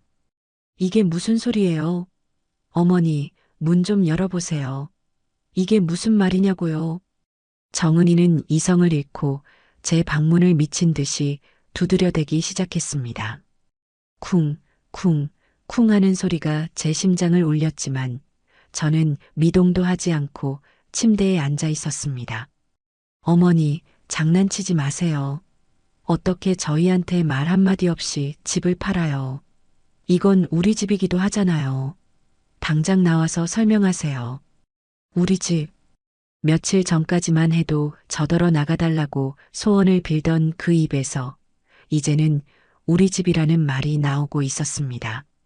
인간의 이기심이 얼마나 지독하고 뻔뻔할 수 있는지 저는 새삼 깨닫고 있었죠. 정은이의 발악에 가까운 고함 소리가 계속되었습니다. 이건 사기야. 이건 무효라고요. 한규 씨, 뭐해? 빨리 어떻게 좀 해봐. 당신 엄마 미쳤나 봐. 우리가 평생 어떻게 모은 집인데. 자신들은 단 한 푼도 보태지 않은 집을 두고 평생 모은 집이라 말하는 대목에서는 실소마저 터져 나왔습니다. 저는 귀를 막는 대신 그 모든 소리를 똑똑히 들었습니다. 그것은 제가 받아내야 할 마지막 대가이자 그들이 치러야 할 고통의 서막이었으니까요. 한참 동안 정은이의 히스테리가 이어지다가 이번에는 아들 한규의 울먹이는 목소리가 들려왔습니다. 한규는 아내처럼 문을 두드리지는 못하고 문에 기댄 채 애원하기 시작했습니다. 엄마, 제발 문 좀 열어줘. 내가 잘못했어. 내가 다 잘못했어, 엄마. 저는 대답하지 않았습니다. 엄마, 제발. 정은이도 지금 너무 놀라서 저러는 거야. 우리 앉아서 다시 얘기하자. 응? 계약, 그거 취소하면 안 될까? 위약금, 그거 내가 어떻게든 마련해 볼게. 내가 대출이라도 받을게, 엄마. 제발. 제 아들은 여전히 상황 파악을 못하고 있었습니다. 이것이 단순히 돈 문제가 아니라는 것을, 제가 잃어버린 존엄성을 되찾기 위한 마지막 투쟁이라는 것을 그 아이는 이해하지 못했습니다. 저는 자리에서 일어나 문으로 다가갔습니다. 문을 열지는 않았습니다. 그저 문에 등을 기댄 채 차갑게 말했죠. 한규야. 제 목소리에 방문 앞의 소란이 거짓말처럼 멎었습니다. 계약이라는 것은 아이들 장난이 아니다. 어른들의 세상에서는 한 번 뱉은 말과 한 번 찍은 도장은 목숨만큼 무거운 책임을 지는 거다. 엄마. 그리고 소원이라는 것도 그렇지. 한 번 간절히 빌어서 이루어진 소원은 다시 물을 수 없는 법이란다. 이것은 너의 아내가 그토록 간절히 원했던 결과가 아니더냐. 이제 와서 왜 이렇게 소란을 피우는지 나는 도무지 이해할 수가 없구나. 저는 제 행동의 모든 원인을 정은이의 소원으로 돌렸습니다. 제 복수가 아니라 그저 며느리의 소원을 충실하게 이행한 결과일 뿐이라고요. 제 말에 문 밖에서는 더 이상 아무런 소리도 들려오지 않았습니다. 아마도 제 말에 담긴 서늘한 논리에 질려버렸을 겁니다. 그날 밤 아들 내외는 뜬 눈으로 밤을 지새우는 듯 했습니다. 거실에서 두 사람이 격렬하게 다투는 소리가 밤새도록 제 방까지 들려왔습니다. 정은이는 당신이 중간에서 역할만 제대로 했어도 이 지경까지는 안 왔어. 이 무능한 인간아. 라며 한규를 탓했고 한규는 그러게 누가 그렇게까지 심한 말을 하래. 당신이 그놈의 소원만 안 빌었어도 라며 고함을 쳤습니다. 서로에게 책임을 떠넘기고 서로를 비난하며 그들이 그토록 지키고 싶어 했던 완벽한 부부의 민낯이 처참하게 드러나고 있었습니다. 다음 날부터 그들은 저를 설득하는 것을 포기하고 다른 방법을 찾기 시작했습니다. 바로 친척들을 동원하는 것이었죠. 저는 아들 내외가 출근한 틈을 타 제 짐 가방을 챙겨 들고 집을 나섰습니다. 당분간 머물기 위해 며칠 전 미리 계약해둔 작은 호텔로 향했죠. 그들이 저를 찾아내지 못하도록 그리고 제 계획에 차질이 생기지 않도록 하기 위한 조치였습니다. 아니나 다를까 그날 오후부터 제 휴대폰이 쉴 새 없이 울리기 시작했습니다. 첫 번째 전화는 제 여동생, 즉 한규의 이모에게서 걸려왔습니다. 언니, 이게 무슨 일이야? 한규한테 전화 왔는데 언니가 집을 팔았다며? 말도 안 돼. 사실이야? 저는 동생의 흥분한 목소리에 차분하게 대답했습니다. 그래, 사실이다. 내가 팔았다. 아니, 언니 미쳤어? 어떻게 애들한테 상의도 없이 그 큰 재산을 처분해. 애들은 이제 어디 가서 살라고. 저는 이 모든 상황을 예상하고 있었습니다. 그래서 저는 집을 계약한 바로 그날 제 여동생에게 먼저 전화를 걸어 지난 몇 년간 제가 겪었던 일들을 모두 털어놓았었습니다. 정은이의 폭언과 무시, 그리고 저더러 나가달라고 빌었던 그 소원에 대해서까지요. 동생아, 내가 너에게 다 말하지 않았니? 나는 며느리의 소원을 들어준 것뿐이다. 그 아이는 나와 한 공간에 있는 것이 숨막힌다고 했다. 그래서 내가 영원히 같은 공간에 있을 수 없도록 그 공간 자체를 없애버린 거야. 그리고 한규는 제 어미가 그런 수모를 당하는 동안 방관만 했다. 이제 그 대가를 치를 시간이야. 그러니 너는 더 이상 이 일에 관여하지 마라. 제 단호한 말에 여동생은 한동안 말을 잇지 못하다가 깊은 한숨과 함께 전화를 끊었습니다. 다음은 정은이의 친정 어머니에게서 전화가 왔습니다. 아마도 정은이가 울고불고하며 일러 바쳤겠죠. 사부인, 아니, 이게 대체 무슨 경우 없는 짓이세요? 어떻게 어른이 돼서 애들 앞길을 이렇게 막으실 수가 있어요? 우리 정은이가 뭘 그렇게 잘못했다고 집을 팔아버리세요? 저는 정은이 친정 어머니의 몰상식한 고함에 조금도 동요하지 않았습니다. 사부인, 따님께 직접 물어보시지요. 저에게 무슨 소원을 빌었는지 말입니다. 그리고 저는 그 소원을 들어줬을 뿐이니 정 고마우시다면 저보다는 따님에게 고마워하십시오. 뭐라고요? 이보세요, 사부인. 저는 더 이상 상대할 가치를 느끼지 못하고 그대로 전화를 끊어버렸습니다. 그들은 자신들이 유리할 때만 저를 어른으로 대접했고 불리할 때는 말이 통하지 않는 노인네로 취급했습니다. 저는 더 이상 그들의 이기적인 프레임에 갇혀 있을 이유가 없었습니다. 그렇게 며칠이 지났습니다. 아들 내외는 백방으로 뛰어다녔지만 그 누구에게서도 지지와 동정을 얻지 못했습니다.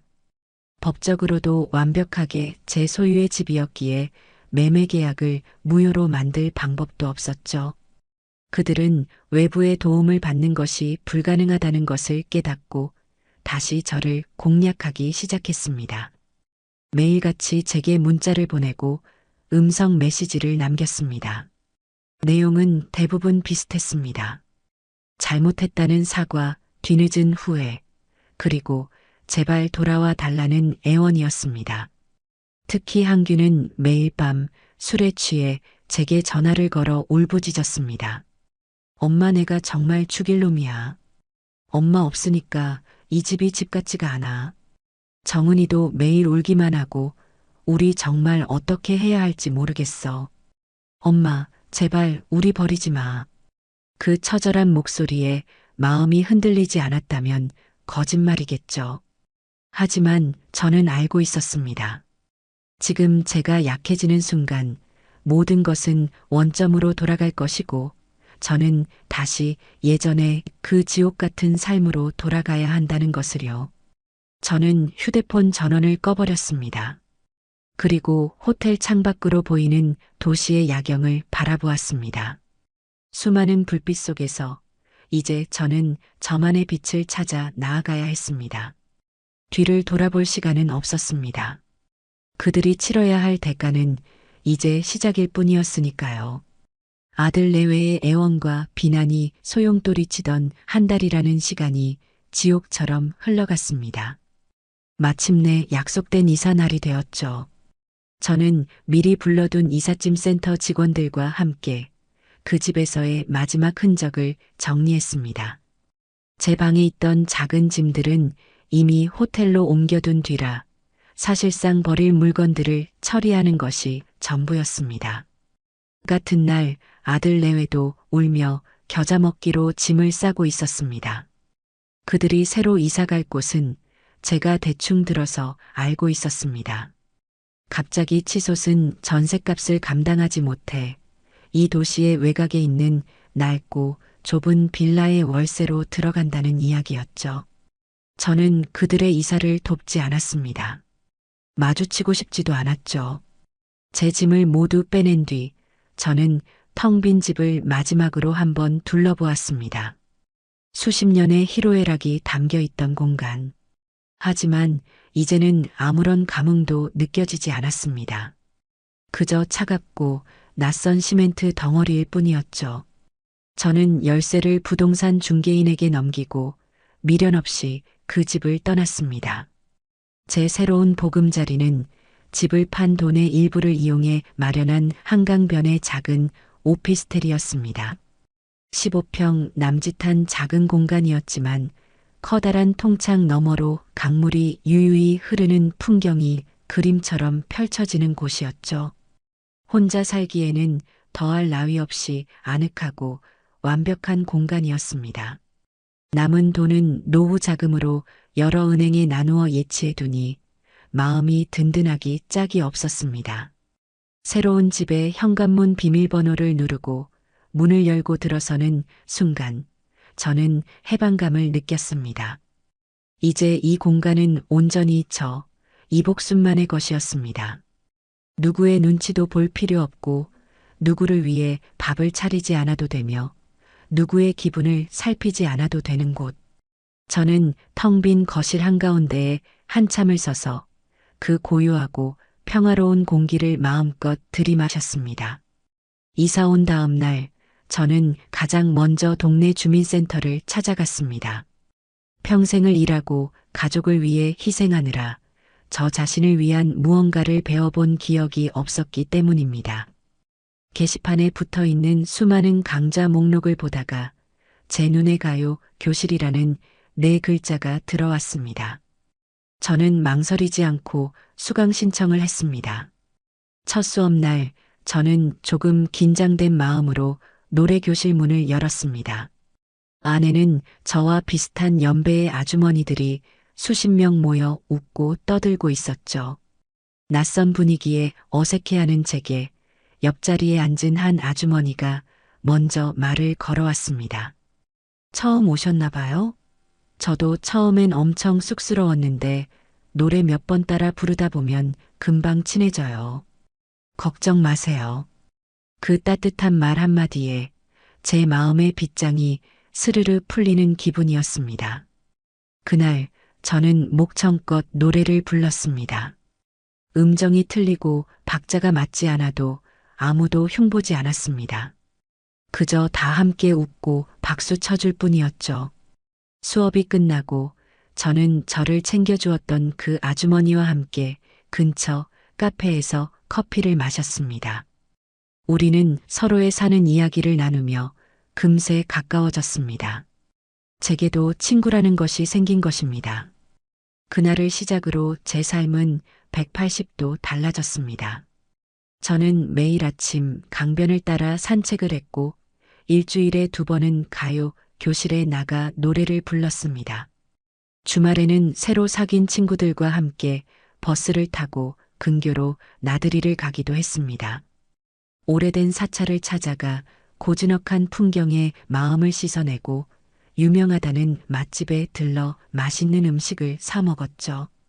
제 돈으로 제 시간을 오직 저를 위해서만 쓰는 그 경험은 놀랍도록 달콤했습니다. 저는 제 얼굴에 웃음이 돌아왔다는 것을 깨달았습니다. 거울을 볼 때마다 늘 그늘져 있던 제 얼굴이 어느새 생기로 가득 차 있었습니다.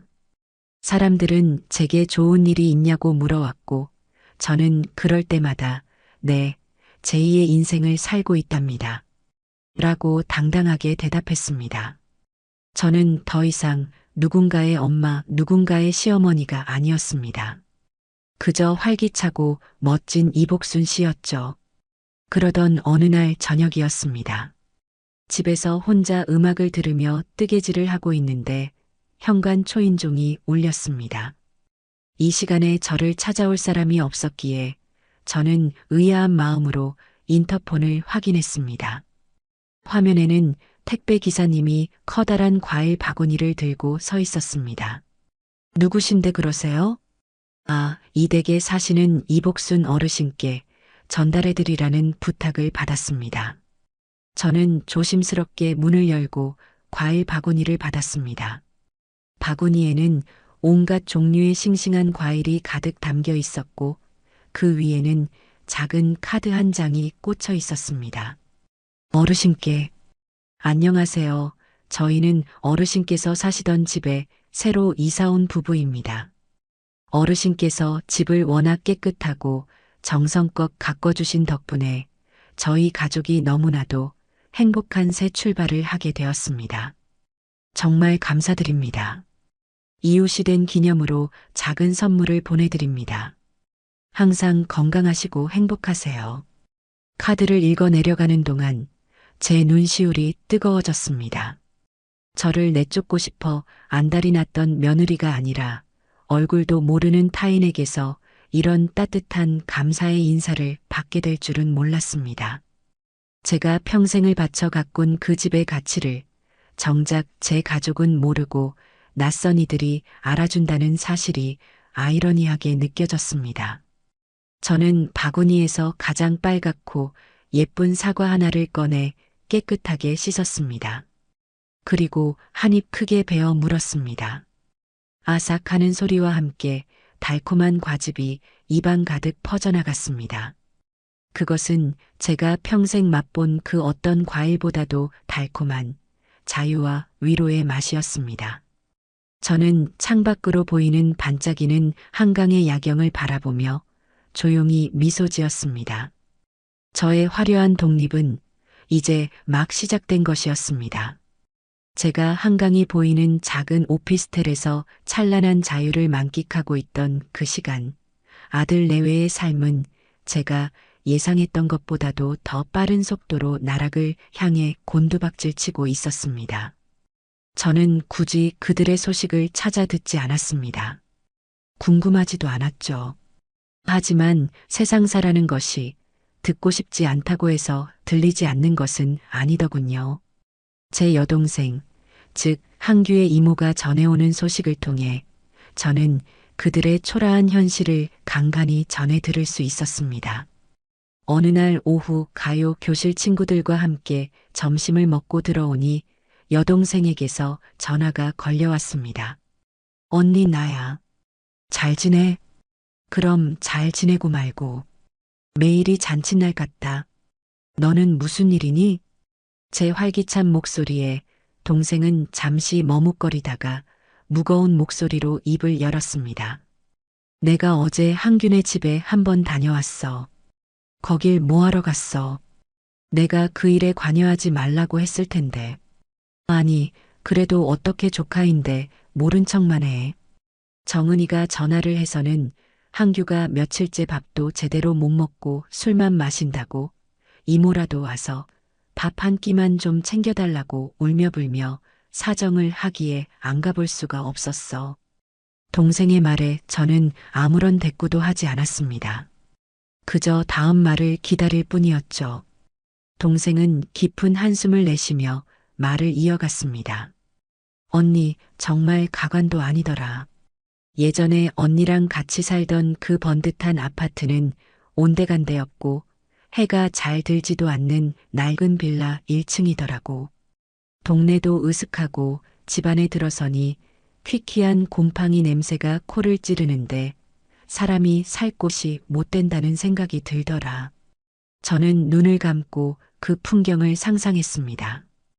햇살이 가득 들어오던 넓은 거실, 제가 매일같이 쓸고 닦아 윤이 나던 마루, 그 모든 것을 걷어차고 제 발로 걸어 들어간 어둡고 축축한 동굴. 집골은 또 어떻고 설거짓거리는 산더미처럼 쌓여 있고 바닥에는 옷가지랑 배달 음식 쓰레기가 나뒹굴고 정은이 그의 언니 앞에서는 그렇게 깔끔 떨고 유세 부리더니 살림은 아주 엉망이더구먼. 얼굴은 또 어찌나 상했는지 예전에 그 뺀질뺀질하던 모습은 하나도 없고 다크서클이 턱까지 내려와서는 몰골이 말이 아니었어. 동생의 묘사는 아주 상세했습니다. 제 앞에서 늘 완벽한 모습만 보이려 애썼던 며느리의 초라한 민낯을 그려보니 쓴웃음이 나왔습니다. 저라는 존재가 그 아이에게 얼마나 편리한 배경이자 하녀였는지 이제야 조금은 깨닫고 있을까요? 항규는 더 심각해. 아주 사람이 반쪽이 됐어. 술에 절어서는 눈도 제대로 못 뜨고 내가 억지로 밥을 떠먹여주니 그걸 또 받아 먹으면서 엉엉 우는데. 아이고 언니, 내 속이 다 뒤집어지는 줄 알았어. 둘이 아주 얼굴만 마주치면 으르렁거리더라. 내가 사다 준 밑반찬을 냉장고에 넣으면서 정은이가 항규한테 이게 다 당신이 무능해서 우리가 이 꼴로 사는 거 아니야. 하고 소리를 지르니까 항규도 지지 않고 누가 그따위 소원을 빌으래. 너만 입 다물고 있었어도 우리가 여기서 이러고 살지는 않아. 하고 맞받아치는데 아주 전쟁터가 따로 없었어. 서로를 못 잡아먹어서 안달이 난 사람들처럼 보였어. 저는 그 말을 들으며 제가 사라진 그들의 삶이 결코 행복할 수 없으리라는 것을 확신했습니다. 그들은 저를 탓하며 서로를 원망하고 원망 속에서 서서히 함께 무너져 내리고 있었습니다. 그들이 꿈꿨던 어머니 없는 완벽한 삶이란 서로의 치부를 가려주고 굳은 일을 대신해주던 방패막이와 그림자가 사라지자마자 처참하게 부서져 내린 신기루에 불과했던 것입니다. 언니, 그래도 너무 매정하게만 굴지 마.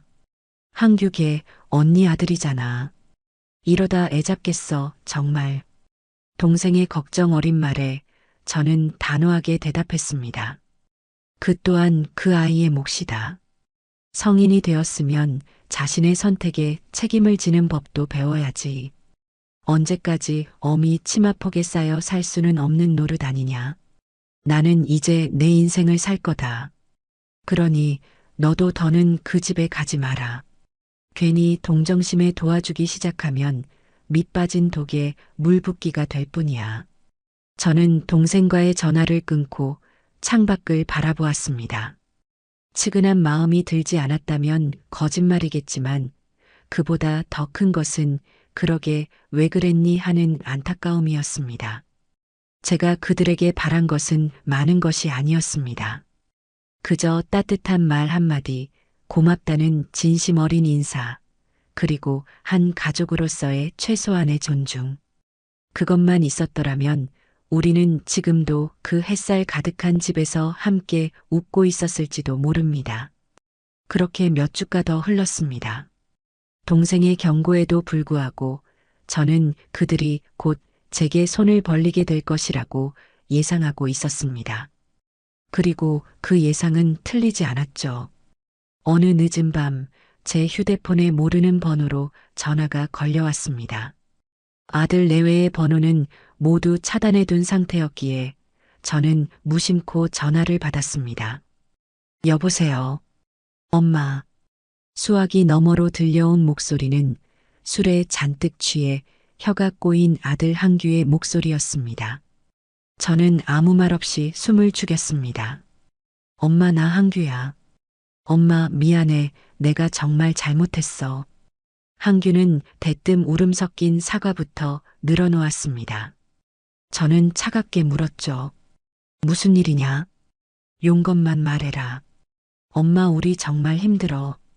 정은이도 몸이 안 좋아서 병원에 다녀야 하는데 그것도 다 돈이고 나 월급은 뻔한데 이번 달 월세 낼 돈이 모자라. 한규는 한참을 우물쭈물하며 서론을 늘어놓다가 마침내 본론을 꺼냈습니다. 엄마 정말 미안한데 돈 좀 빌려주면 안 될까? 딱 월세만 내고 다음 달에 바로 갚을게, 엄마. 제발. 올 것이 왔구나 싶었습니다.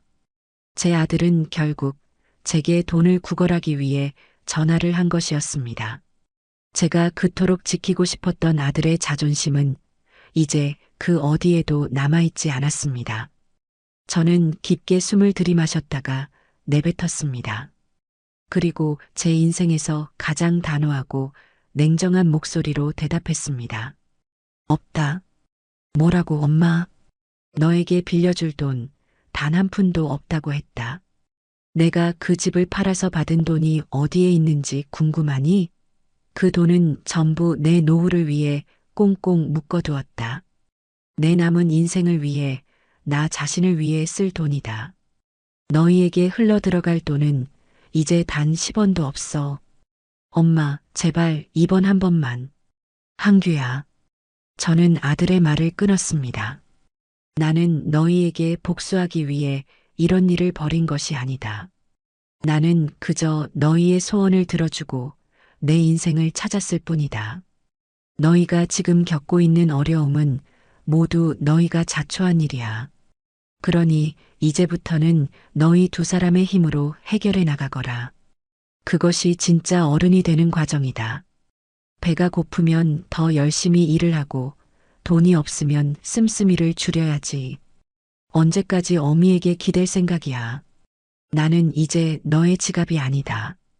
제 말은 칼날처럼 차가웠습니다. 수화기 너머로 한규의 절망적인 흐느낌이 들려왔습니다. 하지만 저는 더 이상 마음이 약해지지 않았습니다.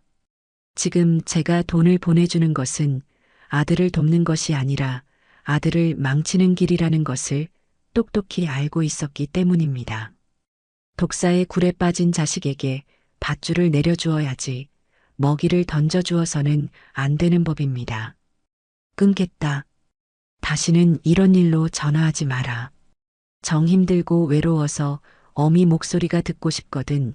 그때는 술 깨고 멀쩡한 정신으로 전화하거라. 내 하소연 정도는 들어줄 수 있으니. 저는 그 말을 끝으로 가차없이 통화 종료 버튼을 눌렀습니다. 그리고 곧바로 그 번호를 차단해버렸습니다. 휴대폰을 내려놓자 온몸에 힘이 쭉 빠졌습니다. 아들에게 모진 말을 하는 것은 제사를 도려내는 것만큼이나 아픈 일이었습니다. 하지만 필요한 외과 수술이었습니다. 썩은 환부를 도려내지 않으면 결국 온몸이 썩어 문드러질 테니까요. 그날 밤 저는 처음으로 제가 판 그 집의 꿈을 꾸었습니다. 꿈속에서 저는 햇살 가득한 거실에 홀로 앉아 평화롭게 뜨개질을 하고 있었습니다. 더 이상 그 집에는 저를 숨막히게 하는 존재들이 없었습니다. 그 꿈은 제가 내린 결정이 틀리지 않았다는 것을 말해주는 듯 했습니다. 아들이 돈을 빌려달라며 전화했던 그날 이후로 몇 달의 시간이 더 흘렀습니다. 계절이 두어 번 바뀌는 동안 저는 저의 새로운 삶에 완벽하게 적응해 나갔습니다. 가요 교실 친구들과는 이제 자매처럼 가까워져 함께 1박 2일로 여행을 다녀오기도 했고, 새로 배우기 시작한 스마트폰 활용법 수업 덕분에 세상과 소통하는 것이 훨씬 즐거워졌습니다. 아들에게서는 더 이상 연락이 오지 않았습니다. 아마도 제 단호한 태도에 모든 기대를 접었거나 혹은 제 마지막 말대로 술이 아닌 맨정신으로는 차마 제게 전화할 용기가 나지 않았을지도 모릅니다. 저는 일부러 그들의 소식을 궁금해하지 않으려 애썼습니다. 그러던 어느 화창한 가을날 오후였습니다. 저는 친구들과 함께 단풍 구경을 다녀온 뒤 기분 좋게 집으로 돌아왔습니다. 현관문을 열고 들어서려는데 제 집 문 앞에 웬 남자가 쭈그리고 앉아 있었습니다. 낯선 사람의 모습에 깜짝 놀라 뒷걸음질 치려던 순간 그 남자가 천천히 고개를 들었습니다. 엄마. 그것은 제 아들 한규였습니다. 마지막으로 목소리를 들었던 몇 달 전보다도 훨씬 더 수척해진 모습이었습니다. 헬쑥한 얼굴에 광대뼈가 도드라져 보였고 머리는 까치집을 짓고 있었습니다. 하지만 예전처럼 술에 취해 있지는 않았습니다. 오히려 그 눈빛은 오랫동안 잠을 자지 못한 사람처럼 퀭하면서도 이상하리만치 맑고 투명했습니다. 저는 잠시 동안 아무 말도 하지 못하고 아들을 내려다보았습니다. 제 오피스텔 주소는 알려준 적이 없는데 어떻게 이곳을 알아냈을까요? 아마도 이모를 족쳤거나 혹은 다른 방법을 총동원했겠죠. 여긴 어떻게 알고 찾아왔니? 제 목소리는 저도 모르게 차갑게 나갔습니다. 한규는 힘겹게 자리에서 일어서더니 제 앞에 와서 쿵 소리를 내며 무릎을 꿇었습니다. 아스팔트 바닥에 무릎 꿇는 소리가 제 가슴에도 똑같이 울리는 듯 했습니다. 엄마, 제가 잘못했습니다. 제가 정말 죽을 죄를 지었습니다. 한규는 고개를 깊이 숙인 채 흐느끼기 시작했습니다. 저는 주변을 한번 둘러보았습니다. 오가는 이웃들의 시선이 느껴졌죠. 저는 낮게 말했습니다. 일어나거라. 남들 보는 앞에서 이게 무슨 추태냐. 들어와서 얘기해.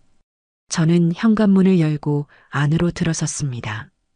한규도 비틀거리며 일어나 제 뒤를 따라 집 안으로 들어왔습니다. 집 안에 들어선 한규는 잠시 동안 넋을 잃고 거실을 둘러보았습니다. 작지만 깨끗하고 햇살이 가득 들어오는 아늑한 공간. 자신이 아내와 함께 살고 있는 어둡고 축축한 빌라와는 너무나도 다른 풍경이었겠죠. 그 아이의 얼굴에 스쳐 지나가는 복잡한 감정을 저는 읽을 수 있었습니다. 앉아라. 제가 소파를 가리키자 한규는 그 앞에 무릎을 꿇고 앉은 채로 고개를 들지 못했습니다. 그리고 한참 만에 아주 힘겹게 입을 열었습니다.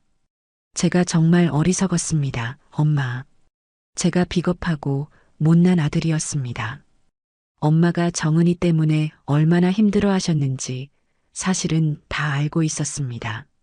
알면서도 저는 제 가정이 시끄러워지는 게 싫어서 아내에게 싫은 소리 한번 제대로 못하고 엄마만 참아주시길 바랐습니다. 엄마의 희생을 너무나도 당연하게 생각했습니다. 한규는 두서없이 하지만 진심을 담아 자신의 잘못을 고백하기 시작했습니다. 그것은 변명이 섞인 사과가 아니었습니다. 오롯이 자신의 잘못을 인정하고 용서를 구하는 처절한 고해성사였습니다. 엄마가 집을 파셨을 때 저는 엄마를 원망했습니다. 어떻게 우리한테 이럴 수 있나? 엄마가 너무 매정하다고 생각했습니다. 하지만 막상 엄마 없이 살아보니 알겠더군요. 저희가 얼마나 엄마에게 많은 것을 의지하고 또 엄마를 힘들게 했는지를요. 집안은 쓰레기장으로 변했고 정은이와 저는 하루가 멀다 하고 서로를 탓하며 싸웠습니다. 엄마가 해주시던 따뜻한 밥, 깨끗한 옷, 그 모든 것이 사라지고 나서야 그것이 공짜가 아니었다는 것을, 엄마의 사랑과 희생이었다는 것을 깨달았습니다. 한규의 어깨가 가늘게 떨리고 있었습니다. 지난번에 제가 술에 취해 돈을 빌려달라고 전화했던 날, 엄마가 제게 하셨던 말씀을 듣고 저는 정말 부끄러워서 죽고 싶었습니다. 엄마 말이 다 맞았습니다. 저는 나이만 먹었지 아직 어른이 되지 못한 놈이었습니다. 그날 이후로 정말 많은 생각을 했습니다. 무엇이 잘못된 건지, 어디서부터 다시 시작해야 하는 건지요. 한규는 잠시 말을 멈추고는 떨리는 목소리로 말을 이었습니다. 정은이도 지금은 많이 달라졌습니다. 처음에는 저를 탓하고 엄마를 원망하고 세상을 비관하며 매일 울기만 했습니다. 그러다가 어느 날 자기가 먼저 말을 꺼내더군요. 다 자기 잘못이라고. 자기가 너무 이기적이고 어리석었다고요. 지금은 동네 작은 심리 상담소에 다니고 있습니다. 자신의 문제를 제대로 마주해보고 싶다고 하더군요. 저는 며느리가 상담 치료를 받고 있다는 말에 조금 놀랐습니다. 그토록 자기 중심적이고 오만했던 아이가 스스로의 문제를 인정하고 도움을 구하고 있다는 사실이 믿기지 않았죠. 오늘 제가 엄마를 찾아온 것은 돈을 빌리러 온 것이 아닙니다. 저희를 다시 받아달라고 조르러 온 것도 아닙니다. 그저 엄마에게 용서받고 싶어서 왔습니다. 제가 지은 죄 진심으로 사죄하고 싶어서요. 용서해주지 않으셔도 괜찮습니다. 평생 이렇게 죄인으로 살아도 저는 할 말이 없습니다. 그저 엄마 얼굴을 뵙고 이 말씀을 꼭 드리고 싶었습니다. 한규는 말을 마치고 이마가 바닥에 닿을 듯이 깊이 엎드렸습니다. 그 작은 등에서 터져나오는 울음소리가 제 마음을 흔들었습니다. 저는 말없이 자리에서 일어나 부엌으로 향했습니다. 그리고 찬장을 열어 쌀을 씻고 냉장고에서 반찬 몇 가지를 꺼냈습니다. 달그락거리는 소리에 한규가 고개를 들고 저를 바라보았습니다. 엄마, 일어나거라. 바닥이 차다. 소파에 앉아 있어. 저는 밥을 안 치고 작은 냄비에 된장찌개를 끓이기 시작했습니다. 보글보글 찌개가 끓는 소리가 어색한 침묵을 채워주었습니다. 잠시 후 저는 작은 밥상을 차려 엎드려 있는 한규 앞에 가져다 놓았습니다. 따뜻한 밥 한 그릇과 된장찌개, 그리고 김치와 나물 반찬 몇 가지가 전부인 소박한 밥상이었습니다.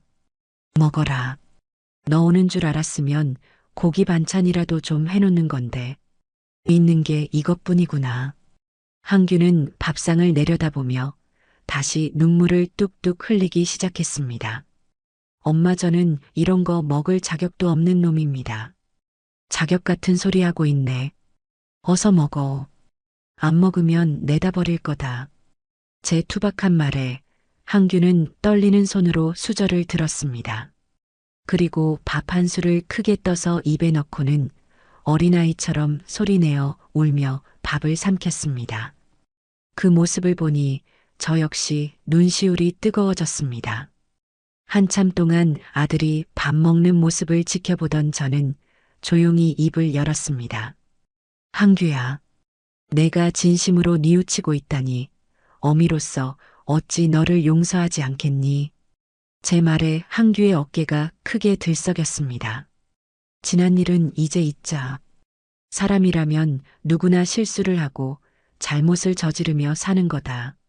중요한 것은 그 잘못을 깨닫고 다시는 반복하지 않으려 노력하는 것이지. 엄마 고맙습니다. 정말 고맙습니다. 하지만 한규야. 저는 한규를 똑바로 바라보며 가장 중요한 말을 꺼냈습니다. 나의 용서가 과거로 돌아가는 것을 의미하지는 않는다. 나는 지금 내 삶이 너무나도 행복하고 이 평화를 다시는 깨고 싶지 않아. 너희는 이제 너희 두 사람의 힘으로 너희만의 가정을 온전히 꾸려나가야 한다. 그것이 내가 너희에게 바라는 유일한 것이다. 저는 분명하게 선을 그었습니다. 모자 관계의 회복과 합가 생활로의 복귀는 전혀 다른 문제라는 것을요. 제 말의 의미를 알아들었는지 한규는 눈물을 닦고 저를 보며 힘차게 고개를 끄덕였습니다. 네, 엄마. 알아요. 저도 이제 그걸 바라요.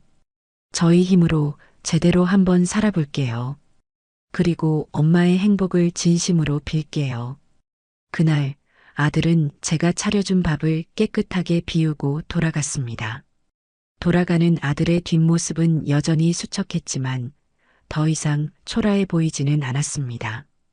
바닥까지 떨어져 본 사람만이 가질 수 있는 다시 일어서려는 굳건한 의지가 느껴졌기 때문입니다.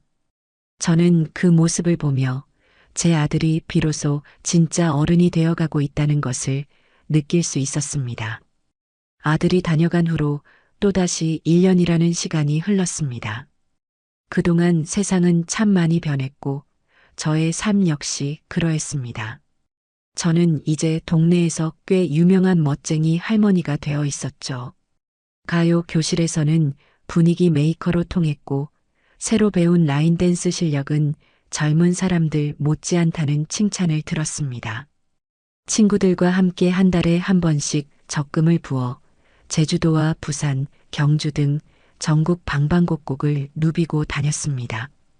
제 인생에 이렇게 즐겁고 찬란한 날들이 기다리고 있을 줄은 예전에는 꿈에도 상상하지 못했던 일이었습니다. 아들 내외의 소식도 간간히 들려왔습니다.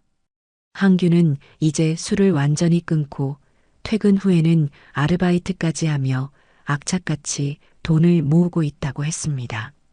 며느리 정은이도 허영심을 버리고 작은 식당에서 일을 도우며 생활비를 보태고 있다고 했죠. 두 사람은 여전히 낡고 좁은 빌라에 살고 있었지만 더 이상 서로를 탓하며 싸우는 대신 서로를 의지하며 힘든 시간을 견뎌내고 있었습니다.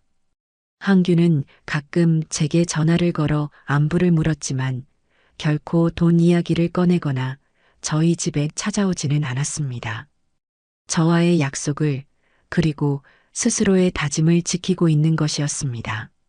그리고 마침내 제 인생의 활용점정을 찍을 날이 찾아왔습니다. 바로 가요 교실 친구들과 함께 떠나는 생애 첫 해외여행, 지중해 크루즈 여행이었습니다. 평생 비행기 한 번 타보지 못했던 제가 푸른 지중해 바다 위를 떠다니는 호화로운 유람선을 타게 되다니. 인천공항에서 비행기에 오르는 순간 저는 소녀처럼 가슴이 설레었습니다. 10시간이 넘는 비행 끝에 도착한 이탈리아 로마는 그야말로 별천지였습니다. 웅장한 콜로세움과 아름다운 트레비 분수, 영화에서나 보던 풍경들이 제 눈앞에 펼쳐졌습니다. 저는 친구들과 함께 웃고 떠들고 사진을 찍으며 모든 순간을 즐겼습니다. 크루즈에 승선한 뒤에는 더욱 환상적인 날들이 이어졌습니다. 매일 아침 눈을 뜨면 창밖으로 그리스의 산토리니나 크로아티아의 두브로브니크 같은 그림 같은 항구 도시들이 저를 맞이했죠. 저는 가판위 선베드에 누워 따사로운 지중해의 햇살을 받으며 제가 이토록 호사스러운 행복을 누려도 되는 것인지 생각했습니다. 그리고 이내 결론을 내렸죠. 네, 저는 충분히 그럴 자격이 있었습니다. 이것은 제가 제 힘으로, 제 의지로 되찾은 제 인생에 대한 정당한 보상이었습니다. 여행이 막바지에 다다랐을 무렵 그리스의 어느 작은 섬에 정박했을 때였습니다. 잠시 배 안으로 들어와 쉬고 있는데 승무원 한 명이 제게 작은 소포를 건네주었습니다. 한국의 집에서부터 전달되어 온 것이라고 했습니다. 누가 제게 소포를 보냈을까 의아한 마음으로 포장을 뜯어보니 그 안에는 작은 엽서 한 장이 들어 있었습니다. 엽서의 앞면에는 낯익은 풍경이 담겨 있었습니다. 바로 아들 내외가 살고 있는 낡은 빌라의 전경이었죠. 그리고 그 빌라 앞 계단에 두 사람이 나란히 앉아 어색하지만 환하게 웃고 있는 모습이 찍혀 있었습니다. 엽서의 뒷면에는 제게는 익숙지 않은 삐뚤빼뚤하지만 정성껏 눌러쓴 글씨가 적혀 있었습니다. 며느리 정은이의 필체였습니다. 어머니께, 어머니 잘 지내고 계신가요? 첫 해외여행 즐겁게 하고 계시다는 소식 들었습니다. 저희는 잘 지내고 있습니다. 여전히 좁고 낡은 집이지만 이제는 이곳이 저희 두 사람의 힘으로 꾸려나가는 소중한 공간이라는 것을 깨달아가고 있습니다. 어머니께서 저희에게 주신 가장 큰 가르침이 아니었나 싶습니다. 어머니, 저희도 저희만의 공간에서 저희 방식대로 잘 살아보려 노력하고 있습니다. 그러니 저희 걱정은 마시고 부디 오래오래 건강하게 어머니의 멋진 인생을 마음껏 즐겨주세요. 항상 감사하고 죄송합니다. 정은올림. 저는 엽서를 든 채 한참 동안 움직일 수가 없었습니다. 저희만의 공간. 정은이가 쓴 그 네 글자가 제 심장을 관통하는 듯 했습니다. 그 아이는 이제야 깨달은 것입니다. 진정한 공간의 의미를요. 예전에 그 아이가 그토록 원했던 공간이란 단순히 시어머니가 없는 물리적인 빈 곳을 의미했습니다. 하지만 그 결과는 텅 빈 자유가 아니라 책임과 현실이라는 무거운 짐뿐이었죠. 이제 그 아이는 공간이란 누군가를 배제해서 얻는 것이 아니라 서로를 존중하고 각자의 책임을 다할 때 비로소 완성되는 것이라는 사실을 배우고 있었습니다. 저는 엽서를 가슴에 품고 다시 갑판으로 나갔습니다. 저 멀리 수평선 너머로 붉은 해가 지고 있었습니다. 바다는 온통 황금빛으로 물들어 있었고 시원한 바닷바람이 제 머리카락을 부드럽게 흩날렸습니다. 저는 눈을 감고 제 인생을 돌아보았습니다. 아들 하나만 바라보고 살았던 기나긴 희생의 시간, 며느리에게 무시당하며 서름을 삼켜야 했던 고통의 시간, 그리고 마침내 모든 것을 버리고 제 자신을 되찾았던 결단의 시간, 그 모든 시간이 파노라마처럼 스쳐 지나갔습니다. 제가 집을 판 것은 단순히 그들에게 복수하기 위함이 아니었습니다. 그것은 저 자신을 구원하기 위한 마지막 몸부림이었습니다. 며느리의 소원을 들어준다는 명분 아래 저는 저를 올가매던 모든 굴레로부터 제 자신을 해방시켰던 것입니다.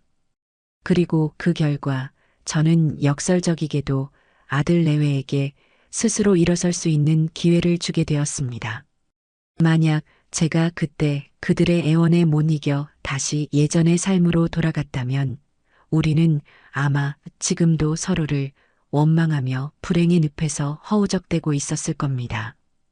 저는 이제 그들을 용서했습니다. 그리고 진심으로 그들의 행복을 빌어줄 수 있게 되었습니다. 멀리서 각자의 공간에서 서로의 삶을 응원해주는 것. 그것이 지금 우리에게 가장 이상적인 가족의 형태라는 것을 깨달았기 때문입니다. 해가 완전히 수평선 너머로 사라지고 하늘에는 별들이 하나둘씩 떠오르기 시작했습니다. 저는 깊게 숨을 들이마셨습니다. 짭조름한 바다 내음과 함께 완전한 자유의 공기가 제 폐부 깊숙이 스며들었습니다. 이제 저는 더 이상 누군가의 엄마나 시어머니가 아닌 오롯이 이복순으로 제 인생의 주인으로 서 있었습니다. 그리고 제 앞에는 저 별들만큼이나 무한하고 반짝이는 날들이 펼쳐져 있었습니다. 이보다 더 완벽한 소원 성취가 또 어디에 있을까요? 저는 바다를 향해 그리고 제 자신을 향해 조용히 미소 지었습니다.